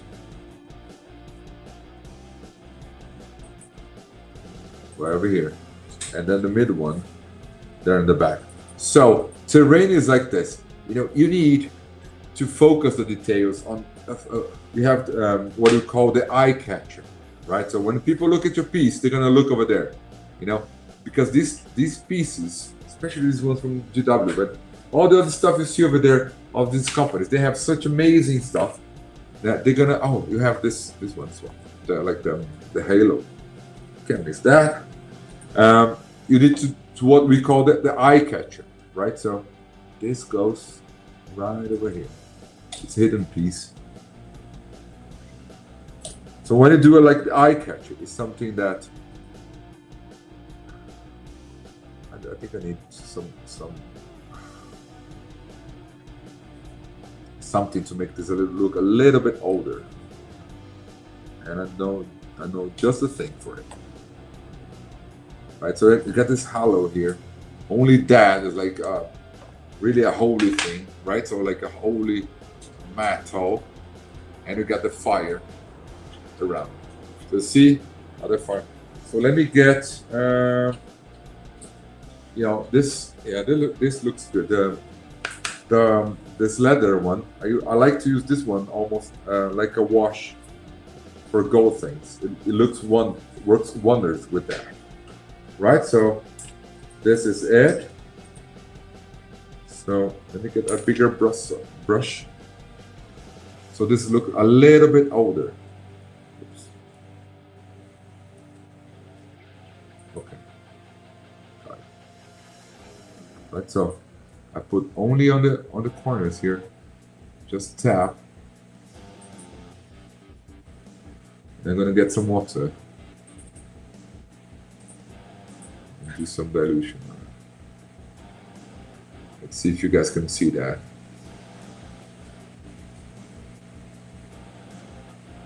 Just in the corners. Very subtle on this. I want that to be everything a little old and only this to be really bright. Let me get some of the white, holy white. It's gonna look a little bit grayish.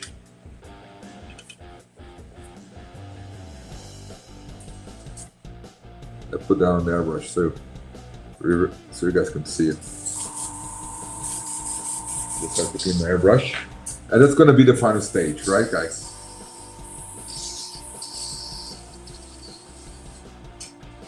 So you see what I mean when you say you pick a detail that you like, you pick a chance, pick something that you really think is nice.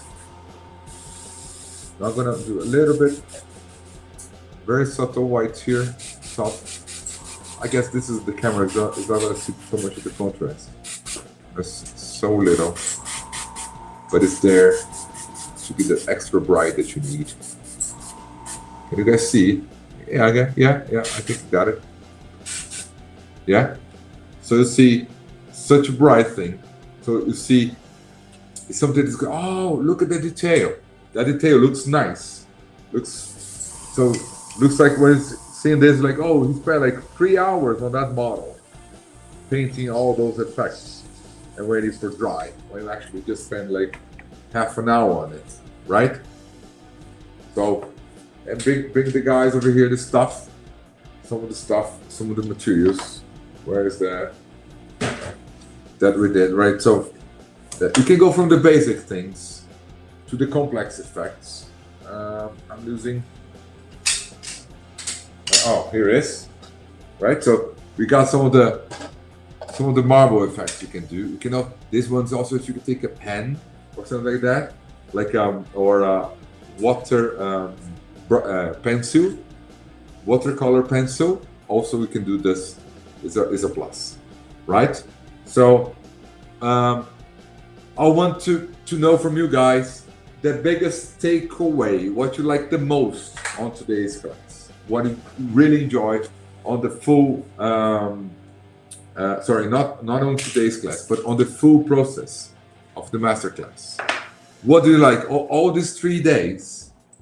All these 3 days that we have been watching, all these massive techniques. I show you guys a lot of stuff, right? So we got from miniatures to vehicles and all the way to terrains, different types of aspects, different ways of painting, process, effects, detailing, volumetrics, and all the stuff. What were your favorite things? What's your takeaway from the series of the masterclass? I want to know from you guys, right? Because me and my team, we have been working a lot to get you guys to this point, preparing all this content to be here with you. And we want to thank you all for joining us on this journey.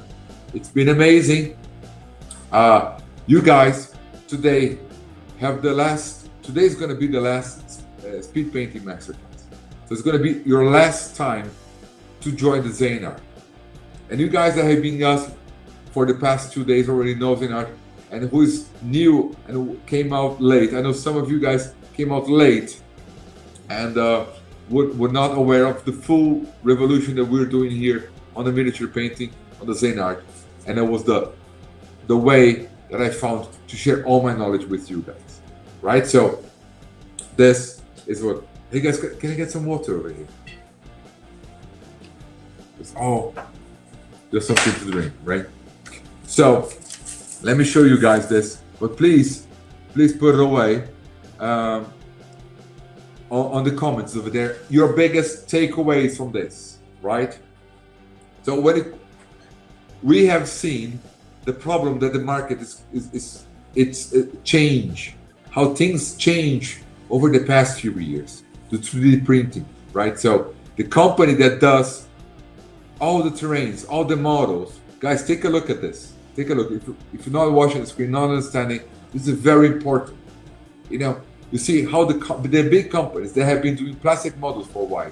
The way that they fight and they survive through this world of, thank you, to this world of 3D printing, because now people are printing their miniatures at home, is they have increased the amount of launches. They have increased the speed of new miniatures, new vehicles, new terrains coming along. to having all this new stuff. So if you notice this, you see we have more stuff coming out always. Take a look. Next big event. Take out what the big players are going to release. You can see that either equal or more in quantity of new launches, because it's their way of surviving as a company. And there's a new approach, a new market open up in space, like a crack open up, and the big players coming out, which is the 3D files things. Big companies like Sloot Studios, they're doing massive and great miniatures in lots every month. I want to collect them all, but you have to print them all, which you can do it, but you cannot paint them all, but you can paint them all if you're doing the right approach. So we also have, besides companies, you also have independent artists. They are now doing 3D files, patrons, and things like that. We're supporting great artists. They're also bringing the ideas to life on an easier manner, because before they're depending on other procedures like tooling and injection mold, which is so expensive and so prohibitive. But now 3D printing has opened up this market, and we have a lot of stuff. So if before we had our power chain with our plastic stuff, now that has not only got bigger, but also we have now a power chain of 3D prints that we want to do. The only difference, some of the power chain on the 3D printing you don't see visually because they're hidden in your computer on your cloud drive, but they are there. Some of them are printed and are still growing. So people are still printing, and now they're collecting even more. The power of grain is growing because the market is changing.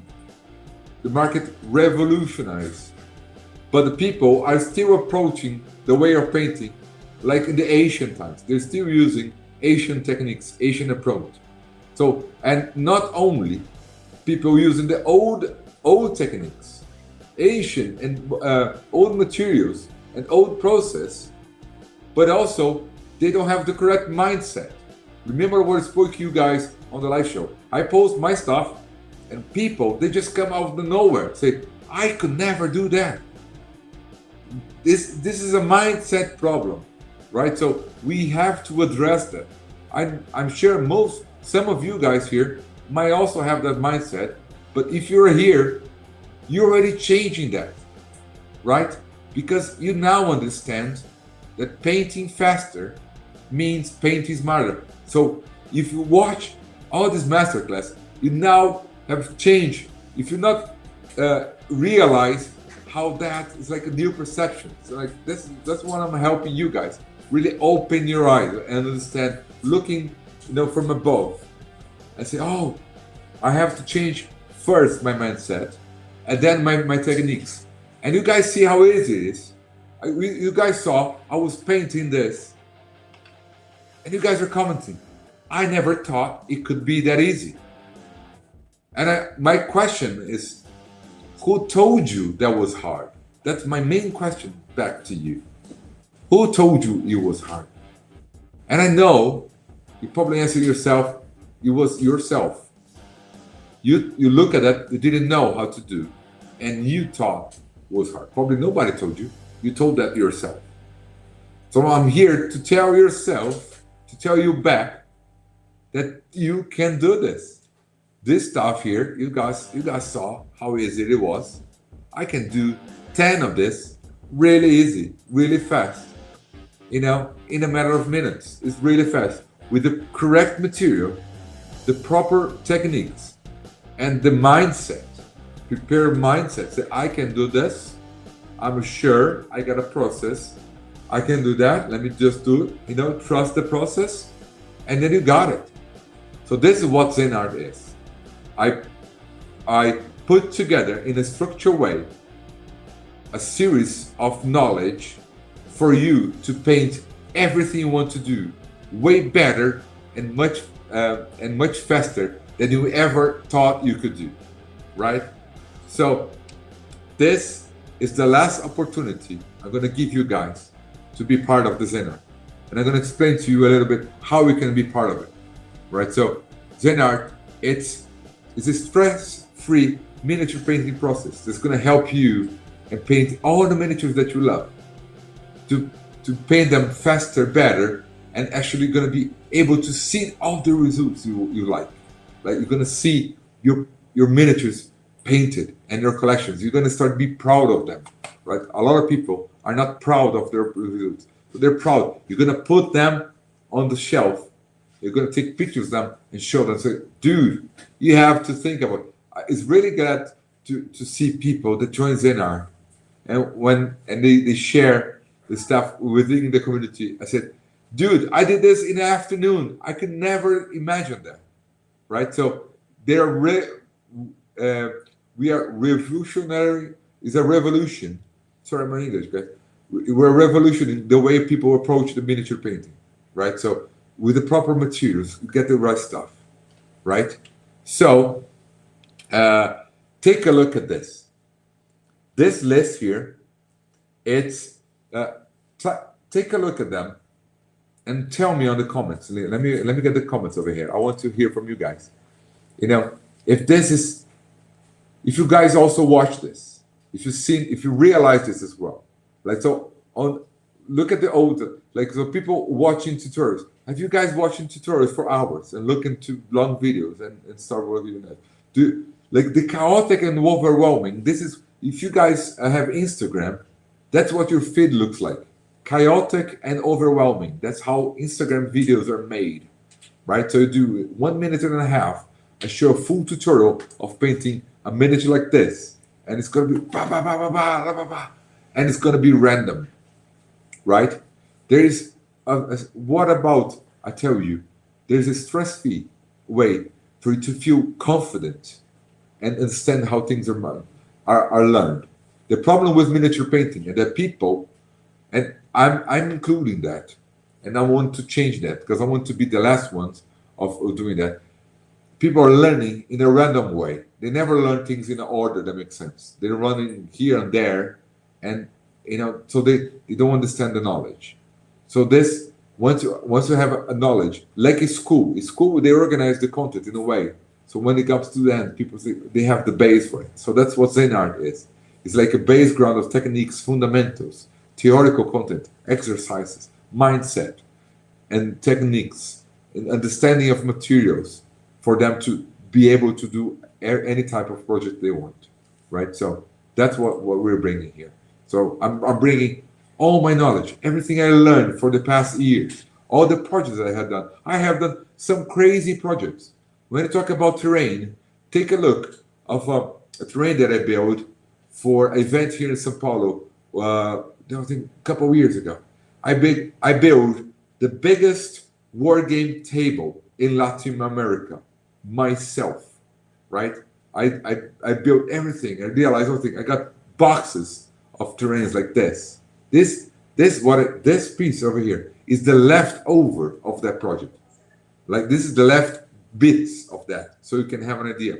There was terrains that were like this high from the ground, like 1 meter tall. Those I painted those Battle of Realm plates, right? I paid 8 of them on the single. That was the single project. It was 8 of that, plus a lot of terrains, all these towers. It was massive. If you go on my feed, you're gonna see a picture of me sitting around all that terrain. That was one full project. Bam, right over there. So when I do that, I learn a lot through that process. So I take that process and I put over here on Zen art, how organized, how people understand things and that. So what you guys don't know is that Zen art has been around for a while actually. It's not completely new, but it's new all around the globe now. So I have been Zen art along with my community here in Brazil. So a lot of guys here have been studying and understanding the methods throughout this process. So here are some of the comments of people that have been joining this journey here with me and have been changing the way of how they approach the projects. So for example, if you take Lucas' testimonial, he said, "My pile of shame is falling like dominoes." I love that quote. It represents what we all stand for over here, right? So he's painting his miniatures, and he's have more time for gaming, for playing, for painting more miniatures, to rest, to do whatever he wants, right? So that's the idea, to enjoy the process, do it faster, and paint like an animal, right? And bring that thing down, collect the things you want, right? So Marcos also said he got clear, fast, and fun again. So I remember Marcos, he was not, things were not fun. You know, sometimes things can be a little bit stressful, and people leave the hobby for a while. That sometimes happens. You see many people, oh, I'm coming back from the hobby because it got stressful. It's like, oh, why can't I do this? Because they got overwhelmed, right? And now with social media, a lot of people, they get overwhelmed by that. So, and we got Luis and Rafael as well. So like a bunch of guys there doing amazing stuff, doing great projects. And see people assembling their first vehicles and terrains, their first armies, because they know a new approach, right? So today we announce the fifth model. So this is the full Zen art. This is it, guys. This is it. On the last masterclass, this is the last time for you to watch. In total, Zen art has in total 120 lessons. It's everything that I know right there, right there. Organized in a way that makes sense. On a very easy and short lessons. I know there are a lot, but they're very short, straightforward. You're going to enjoy it. You can join Zen art, and if you don't like it, I give your money back. Right? You can join, take a look, go inside, sign up. If you don't like it, just go there. You have 7 days. You can just cancel. I give you all your money back if you don't like it. Right? So every module has a sequence of knowledge. On the module 1, you're going to have all the essential knowledge you need to do. Essential, how to organize your space, which tools you need, what should you get. I'm starting the hobby, you get this. I want to do full stuff, you get that. On the hobby, you need to know your basics. So that's that, right? Right there in the corner, right over here, we have a QR code. You can scan that and join Zen art in a way that you want. We also have the link in the comments there. It's pinned. We have a comment that's pinned on the comments. You can take a look and join Zen art today, because today's going to be the last day, right? So that's it. We are finishing our masterclass. You guys already understand. Throughout the masterclass, you already gave out some outcomes, right? See Dave talking about the graphite powder. That's one of the techniques that's there is on module 4 on the vehicles. It's there, right? So some of this stuff here, it's already in the Zen art. So you guys understand the full basics of it. Everything you need to know is over there, from the basic ground up to the final finish, the final touch that's going to blow your mind. All this box art, all these paints are done by me with techniques that I use, and it's there for you guys now to know and understand, right? So module 2 is advanced techniques and blending, and this I combine it in Zen art knowledge that I've never seen people combining in the wargaming miniature world, which is I bring my knowledge from the fine arts and things that I learned 20 years ago when I studied fine art and history of paints, and give me a knowledge of paints that helped me with my artistic sides. I added to that. Also, I add many concepts from neuroscience that I learned from my wife. Most of you guys know my wife, she's a brilliant neuroscientist. She studied how people understand things and do training and how to understand a message. That's what she does for a living. And I'm taking a lot of her knowledge and apply it to Zen art. Oh, how can you apply this to wargaming miniature in the concept? And so I was doing the base ground from Zen art. She came out on board with me. She helped me organize things on the way. So you do this and then that. So this will help people brain understand things. The way the class are filmed, the way the text is written, all of that is to help you understand and improve your learning abilities, right?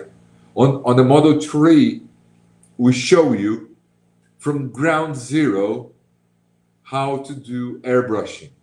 If you know zero, you watch lesson 1, and after 17 lessons, you're going to be able to do airbrushing. And each lesson is about 5 minutes, and you're going to learn everything you need to know. It's so simple that it's going to blow your mind, because I know most of you have been telling yourself that this is hard, but this is the proof that it's not. Right? So also have module 4 and 5. It's about vehicles and terrain. So 4, I'm going to show you how you can assemble everything you need to know about making a massive, brutal vehicle.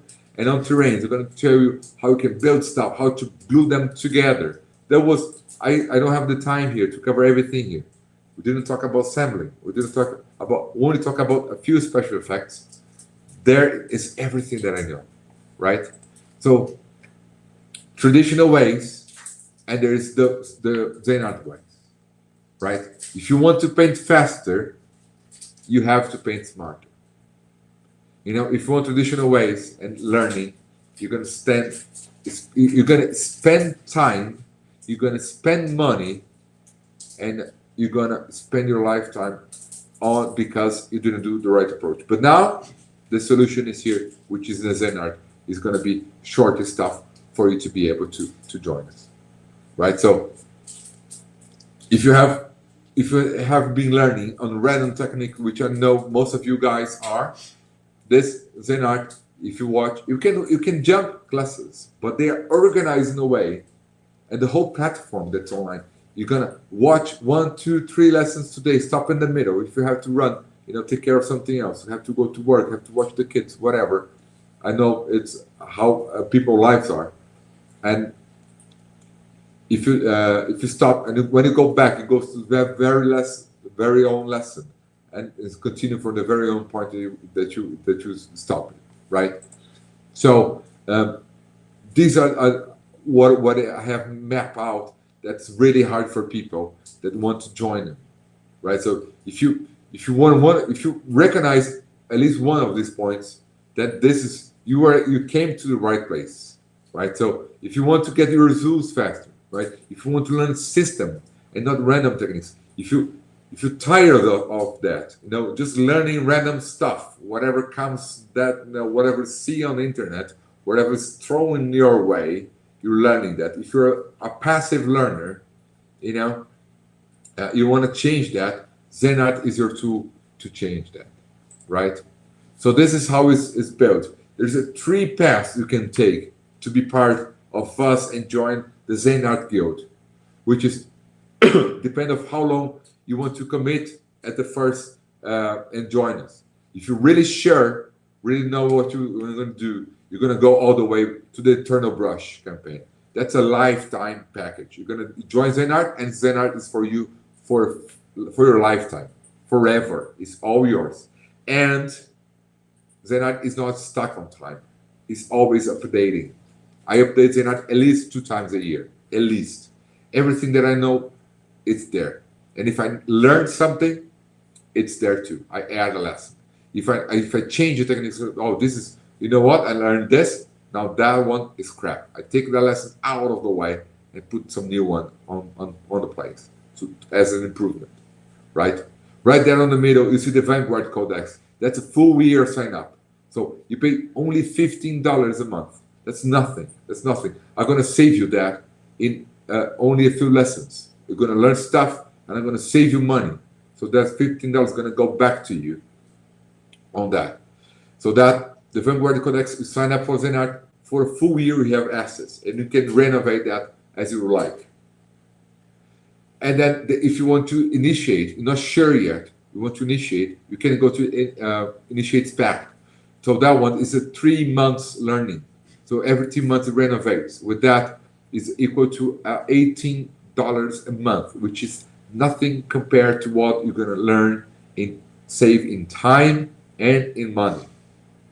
So let me explain to you what's inside of each one of these pledges, because guys, this is going to be the last opportunity for you to enjoy it, right? So it's now or never, and it's gonna be a special effect, because the Vanguard, I'm going to take the Vanguard one that's right in the middle, because that one is actually not that price. That one's it's a different price. It's actually $180 a year, a full year. But now on doing this masterclass, that price has gone the drop to $149, right? So that's less than $15. That's less than $50. If you do the math, can you guys do the math there? I was like 150 divided by 12. How much does that do in a month? Because it's not 15. 15 is 10 months. 12 and a half dollars, right? $12.50 for you to save time and save money. It's well worth it. And let me show you what's inside, because you guys, there's even more. You saw 5 models, right? We have 5 models. You know, essential, advanced, the airbrush, vehicles and terrains. You guys gonna get a bonus model. It's gonna about building bases. It's bonus model about bases. I teach you guys 7 ways to build different teams of bases like this. It's like speed building and painting bases. Some of them not even need painting because the way they are built. It's mind-blowing. You're gonna get that bonus module for you, right? So you're gonna get that. You're gonna have access to the Zen Art, all the lessons, everything, all the practice. You can watch them whenever you want, how many times you want is over there, right? So we're talking about here 6 modules in total, right? More 127 lessons that you can watch and you're gonna learn. It's gonna blow your mind. You're also gonna get all the painting exercises. There are some printable lessons, all there. It's things that you print out, you do exercises. There's exercises for airbrush. You try to do lines, do shapes. You practice your airbrushing. Then you go to your miniatures and you're gonna do amazing stuff. That's how I learned to do all this, the techniques that I do, right? And also, you're gonna have access. If you got this, the Vanguard and the Eternal Brush package, you get access to our new project, which is the Masterclass project. So every month, I'm doing a Masterclass to the people inside the guild. So this Masterclass is going to be a complementary of combination of tools, of knowledge, of mindset to do something big. I'm going to tell you about the first project we're doing. It's Joe. Joe is on, I think he's on the live here with us today. We're going to take his custom army, and I'm going to show you guys how we're going to build his process for him to paint his custom army. He has amazing color set he did for his custom army, but he wants a smart process so he can build a massive collection in a smart way. So it looks good, but it's fast. So first Masterclass is going to be that. Next one, only people side, you guys going to watch, right? But mainly I'm going to be collecting. So there's going to be a series, 1 each month, and the Vanguard and Eternal Brush are going to have access to all the first 12 lessons and so on. Right? It's going to be a year long. It's going to be renovated. But now we're talking about the first year, right? So it's going to be a masterclass that people are going to be blown away of painting process, right? Together with the Vanguard Codex, if you sign up today, you get the STL for this mug. It's this STL over here. It's like all my mugs. I have my mugs over here. This is my drinking mug. And my painting mug, it has a little rim around it. It's where I hold my brushes. Like, for example, here, you can see it has a way, because if my brush, if this set on bottom of this, it ruins the bristles. So this, I have built this. I have designed this in a way you can hold them here, hold them there. It's really a tool that I use. So this is a 3D file that I have designed it. I'm gonna give you that. You can print and put it in our mugs. You can do a bunch of them, as much as you like. It's yours. It's yours. I'm gonna give you that, right? So I'm not gonna charge you anything. I'm giving that away for you if you join us today. So discount, all access, all extra bonus, all this masterclass. It's telling you guys, it's mind blowing.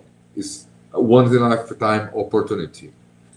Also, we're doing a giveaway. All the people that join the Vanguard Eternal Brush package, I'm going to do a raffle, not a raffle, sorry, my English, a draw, you know, along these people. They're going to get a giveaway, a set of the Army Painter amazing speed painting starter set. So it's going to be enough paint for you to paint not only that year, but for a long time, for many years. They last long.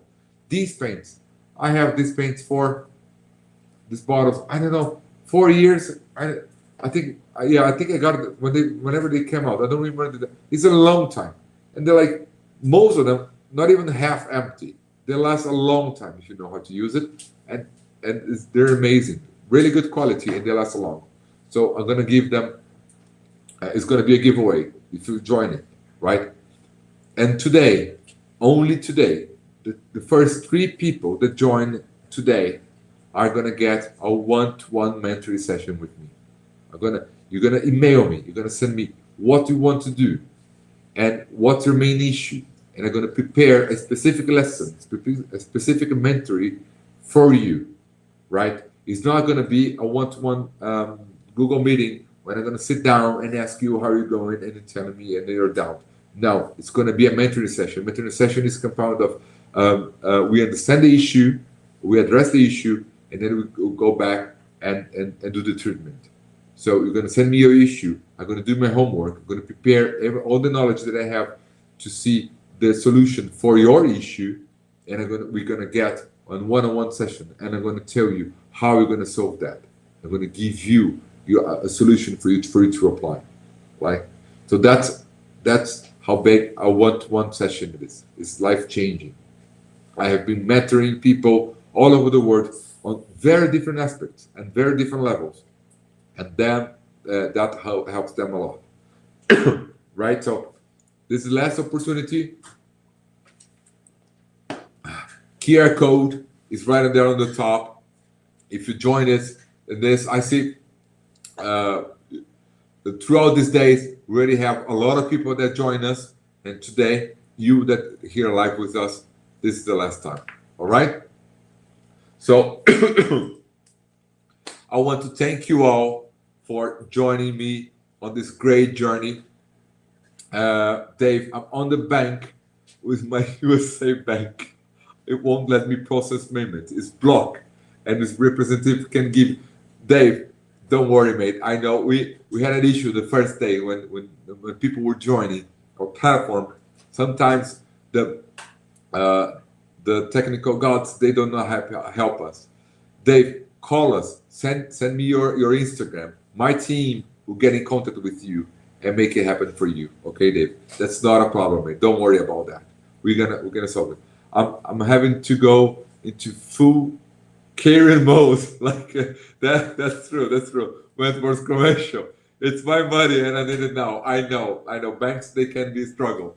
Dave, yeah. Hope you can solve that, because I know banks, they can be overwhelming sometimes. But get in contact with us, right? Get in contact with us. Send me hello on Instagram. I have my team here. I have a full team that's been helping me days along throughout this journey. We have been working on this masterclass for over 2 months.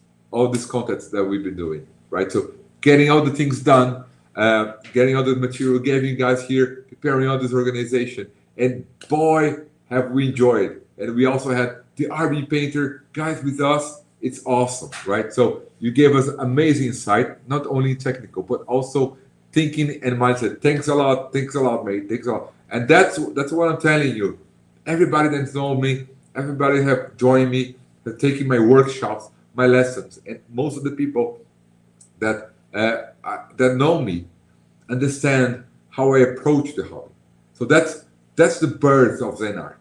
Like I said, because I noticed this, and people tell me, I never thought about it. Never thought about, people, they focus only on the technical aspect. They don't think about the other aspect.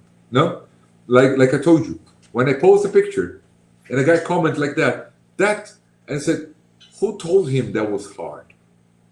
I said, oh, and he told himself. This stuff, this kind of stuff that comes to my mind when I see that. A little bit, understanding of those things, right? So Zen art comes from that. So have you guys throughout these days has been amazing. I just love doing this. I love have you guys. Everybody that's going to out with me. We're gonna have a great time, right? All those lessons, all the stuff you guys gonna watch is gonna be amazing, right? So you're gonna ask all the questions you have on each lesson. The platform is looking beautiful now. It's looking amazing, and you guys have been awesome. I want to thank everybody for joining me on this long journey. You guys have been following all this content, all this stuff, uh, and all these lessons throughout these days. Thanks a lot. Thanks a lot for the Army Painter, Alan, Tim, Adam, everybody in the Army Painter team. Thanks a lot for your support. This is only the beginning. We want to do more stuff, bring you more things to you guys, so you there on the other side of the screen can understand, how to take great projects like the ones from Aripet. They have a beautiful collection of projects, a beautiful collection. We're just talking here about the speed painting section, but they have more, and we're going to show you more how you can use them to do faster and better things, right? It's a smart way to do. They think about the way they build the products. That's why I'm telling you, painting faster means painting smarter, because people use that mindset to build the collection. So the Army Painter, they have a big collection of products, right? So from paints to brushes to everything. And this is going to be the last time I say this. Join us now, right? So this is so much great. It's been a long journey. And also want to thank all the great team here. They have been crazy over these past few weeks, putting all this content to you guys, sending out the stuff. There's so much stuff going behind the scenes, guys. You have no ideas, right? So people there, just help me here with my throat. I got a little sick over this week.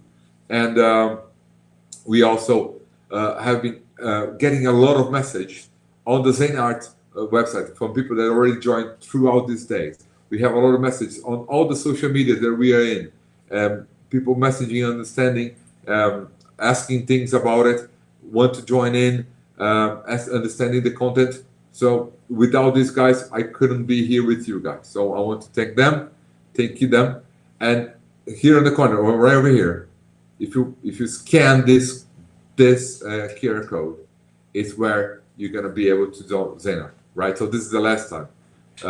Only you guys, only Dave. I know you have a problem. My team is gonna be chatting if they're not already. It's gonna be ordered, right? So Yane, let me get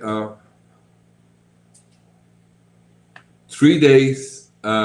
I try, and 3 days the order process didn't go. I even accept the transaction from the bank app, but something go wrong in the procession of the order. So guys, I don't think. See that the link has changed. This in the QR and in the chat is the new link. Okay. It's not the same as in the first. Okay, yeah, the first link we release on the first day, that link is broken. It's not going to work. So from yesterday to today, the link has changed. So they put it together, a link 3 specific with the 3 order prices that you can link in that, right? So again, if you're having any issues with the payment, get in contact with us. What's the best way that they can reach us? Instagram. Go to my Instagram at Metal Merak. Drop me a message. Say, hey there, I'm trying to get the Zen Art, and this is happening. My team, they're online right now. I see 2 of them right on the phone right now. Wow. So probably a few people asking something or having some issue. Probably Dave, let's get into that. In the end, if you're having that problem too, not to worry. We're gonna solve that. So just please send a hello as soon as possible, so we know about the order, right? Because that order, it's about how we order, how we get that mentoring solved for you. So whoever comes first to us, we understand. On the first day, we also had a problem, but we have a backlog. Even if the payment doesn't go through, me and my team were able to go inside the platform and see all the payment tentatives. payment tries in order. So we get the email, we get the time, so we know who did first. So don't worry about that. Don't worry if you try first and you're afraid of losing the mentor. Don't worry about that because we see everything from here. Like we check everything. We also have our resources. We have our back team, and also have the platform. All the platforms that help us. They also have their teams. So we are able to bring all the logs. We know from which part of the world people are logging in, right? So they waited to speak with the manager, but already confirmed if they just say there is nothing they can do, but tell me to try another payment method, right? So Dave, let's go online and we see about the payment method, right? So there's a bunch of different payment methods we can do. The platform accepts all, and she couldn't help me either, but tell me to see if you guys have a PayPal method. We do, Dave. My team is gonna get in contact with you, right? It's gonna solve that, but there's a way we can solve that. So I try PayPal too, and use the QR code today. That's good. Yeah. So the QR code's from today, right? It's from today. So there is gonna see, but mainly best way to do if you're doing the depending of the package, because people have to understand the package that you're looking for. If you're looking to renovate, PayPal, it's one-time payment. PayPal is a system that doesn't work with consistency payments, right? PayPal is like if you do one transaction. So if you're going for all the way, one payment, then PayPal is your friend. If you're doing things that is recurrent, is going every month, PayPal doesn't accept that, as far as I know. But my team can know better than that. She wanted me to try buying the cheaper option. How silly is that, right? Yeah, try that. Maybe it's a credit card limit, right? So we have to understand, because I know people sometimes they have problems with payments, and even though online transactions have gone easy throughout these years, we have limits, we have transactions, there's systems and the blockage because we know thieves have gone crazy, right? But don't worry, guys. If you have any problems, say hello on Instagram. Have you guys got in contact? People getting in contact with Instagram? Yeah. Okay. So this is the last time. I want to thank you guys all. Thank you for all this great journey. Thank you all for the partnership from you guys, from the Army Painter, from my team. Everybody has joined us throughout this massive journey, and see you in ZenArt, right? Join us. Say hello to us. It's a mind changing, right? So if you step in and it rocks doing the payment, that's no problem. We get that one off so we can enjoy your painting better, right? So because if you want to get your stuff painted faster, better, you have to think smarter. You have to find a new way to do. If you cannot continue to do on the same way, because if you continue to do on the same way, you're gonna get the same results. So we have to do in a different way, different approach, in an organized way, straight to the point, and that's what ZenArt is. It's gonna help you. So thanks a lot, guys. See you around, and thank you. Thank you for us. Check out the link. It's the last time. Bye bye. Thank you, and see you. On the ZenArt platform. Bye bye. Thank you. These painters, they don't want to spend 100 hours on painting. They want to spend 100 hours on gaming. I know I do. One of my favorite games just released a new edition, and I just want my new army out there, and I want to have it today so I can play with it tomorrow.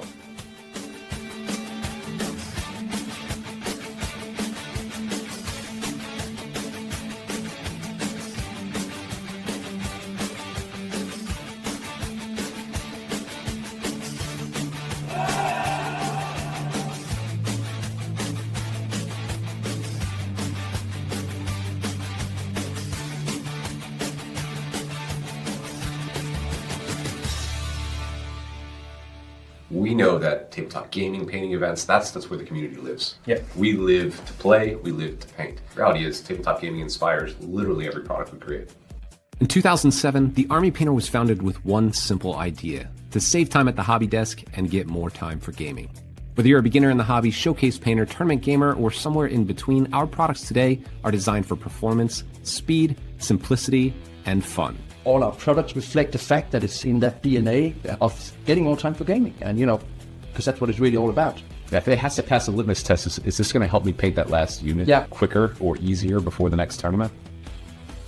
When we set out to create the new Warpaints Fanatic range, it had to be easy to use for the beginners. It also had to perform for the best painters in the world. But to call it a success, it had to meet the demands of the top tournament gamers. We also wanted to talk to some of the most well-known and top players out there, so we sent Adam down to the Art of War house, because these guys, they play for a living, and they paint because they have to. So that was exactly the audience we needed.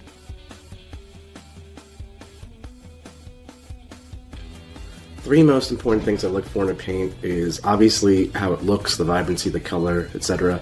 How it flows, it needs to cover effectively. How easily it's thinned, and also how easily it mixes. For the vibrancy of the paint and how well pigmented it is, that matters a lot because I really want my miniatures to pop a little bit more. I'm never painting models, I'm always painting armies. Sometimes I'm trying to make some models in an army look better, but there's always 2,000 points of friends that I have to do as well. So any kind of paint that I have to do 2 or 3 coats on is inevitably going to be annoying. The competitive gamer, it's basically the painters that want an army done fast, but has to have contrast and effects on the table. So you need vibrancy in the color, you need some strong colors to stand out so you can see it from a distance. You also want a one-time coverage. You don't want to sit and make endless amounts of coverage because that takes time. You want to roll some dice, you want to get out there and get more time for gaming, right? So I like being able to have a wide range of choices. I need to be able to use them easy. I like to be able to take the paint, put it onto wet palette, and be good to go. I think that coverage is important to me because if I'm sitting there trying to paint 47 layers to get solid coverage, I get frustrated very quickly. Saturation, the coverage, and the range, the wide selection of range is kind of the three that I thought were most important to me. I think it's a mix of vibrancy and consistency. The range of colors, like your ranges can be amazing, but if your paint's just not consistent, that just, it really just makes me not want to have to buy it. The gamer's experience, the competitive gamer's experience, is the fact that for me it worked a little bit like speed paint, especially for the base coating. You smash on one coat and that's all you need. And you have a clear, crisp color, even on black. I know that sounds weird, but when you're painting 200 cultists, you want to save time on the boots. You just want to give it one layer and that's it. First impressions, application was the part that impressed me the most. I really liked how smoothly it applied to the models. It's very easy to use. Yeah, I'm very excited about the range. I feel like it does everything I want. I feel like the coverage is great. I feel like the pigmentation of it is phenomenal. But every color I've tried was awesome. Holy crap, I probably spent about half the time I was expecting to get those effects. It's getting these high-end effects with minimum effort, which is amazing for someone on my level. I can literally just sit there and be casually, and this is so rewarding. And it saves a lot of time. Many hobbyists enjoy spending hours with their minis. Some just want great results fast. The insane coverage, smooth flowing properties of Warpaints Fanatic reduces the amount of layers, offering speed and ease for gamers. And the flexible color triad system makes color selection simple and effective. You're smiling. Of course I'm smiling. I just use the Army Painter paints. So what do you think?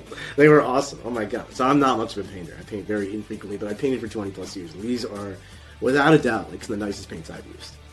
For real. Like, I haven't used like every line. But like, generally speaking, like, assuming that all the paints match the same quality as the ones I've shown today, this line is going to be amazing.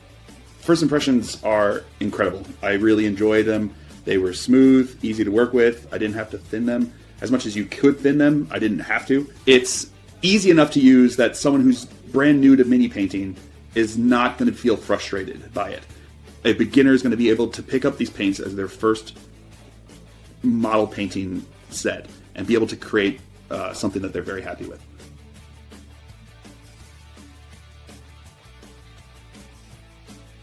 Of course, Fanatic had to meet the demands for gamers, but every product we've created since 2007 has been with gamers in mind. Warpaints Air is the world's first true airbrush-ready paint. Saving time because it's pre-thinned right from the bottle, developed with simple-to-use color triage, which makes choosing your base coats and highlights simple and fast. And speed paint, well, that's pretty self-explanatory. What could be faster than slapping on one coat of paint for color, shading, and a highlight? Our one-coat system is consistent in its coverage and performance, making it a dream for gamers. Whether you're using it as a base coat or for picking out those pesky details like pouches, holsters, and lenses, nothing is faster than speed paint. Of course, we make products to support gaming, but when we say support, that extends to our long history of sponsoring tournaments all over the world with funding and prizes. Last year, we signed our biggest sponsorship yet as the title sponsors of the WTC, the World Championships of Wargaming, where we went last year to see what the best players in the world thought about Warpaint's Fanatic.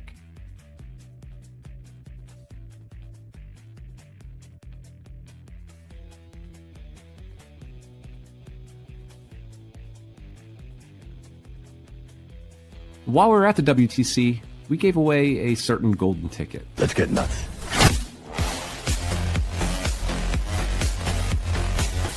Remember that? We flew Tony, one of the most talented army painters at the event, to Warhammer Worlds in Atlanta, Georgia, all the way from Switzerland.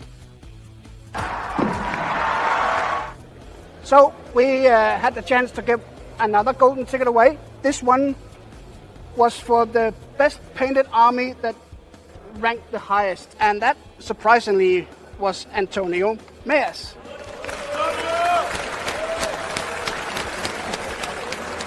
So you get a golden ticket as well.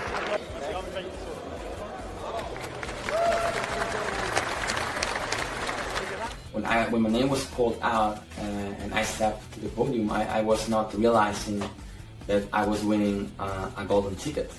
For me, it's a huge honor to be recognized not only for my painting skills, but as well for my gaming performance. I want to throw a big thanks to the Army Painter for this kind of sponsorships. I think this really motivates the players not only to play better, but as well to lean more into the hobby. I hope that this kind of sponsorships keeps going. I think this will make the hobby grow even more, and I hope that others joins this kind of actions. We sometimes like to think that we're a game company without a game. We just happen to make some really good paints, and a few helpful accessories as well. Everything from basic materials, assembly tools, glue, and even a few gaming accessories.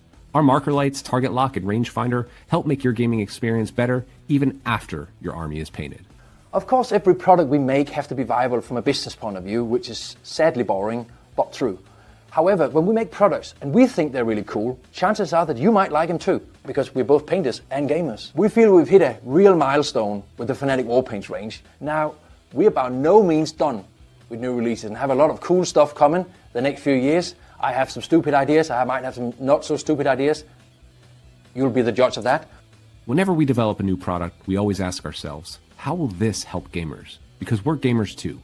Whether we're playing for our national team at a tournament, chucking dice in our spare time at the office, or slow growing our way through the arena of escalation, gaming is at the heart of everything we do.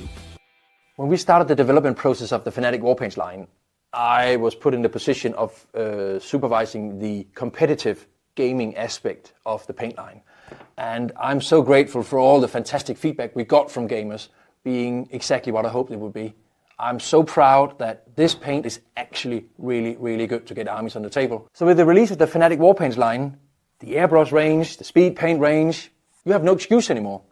You have everything you need to get more time for gaming. So go out there, paint your army, and get to the top tables.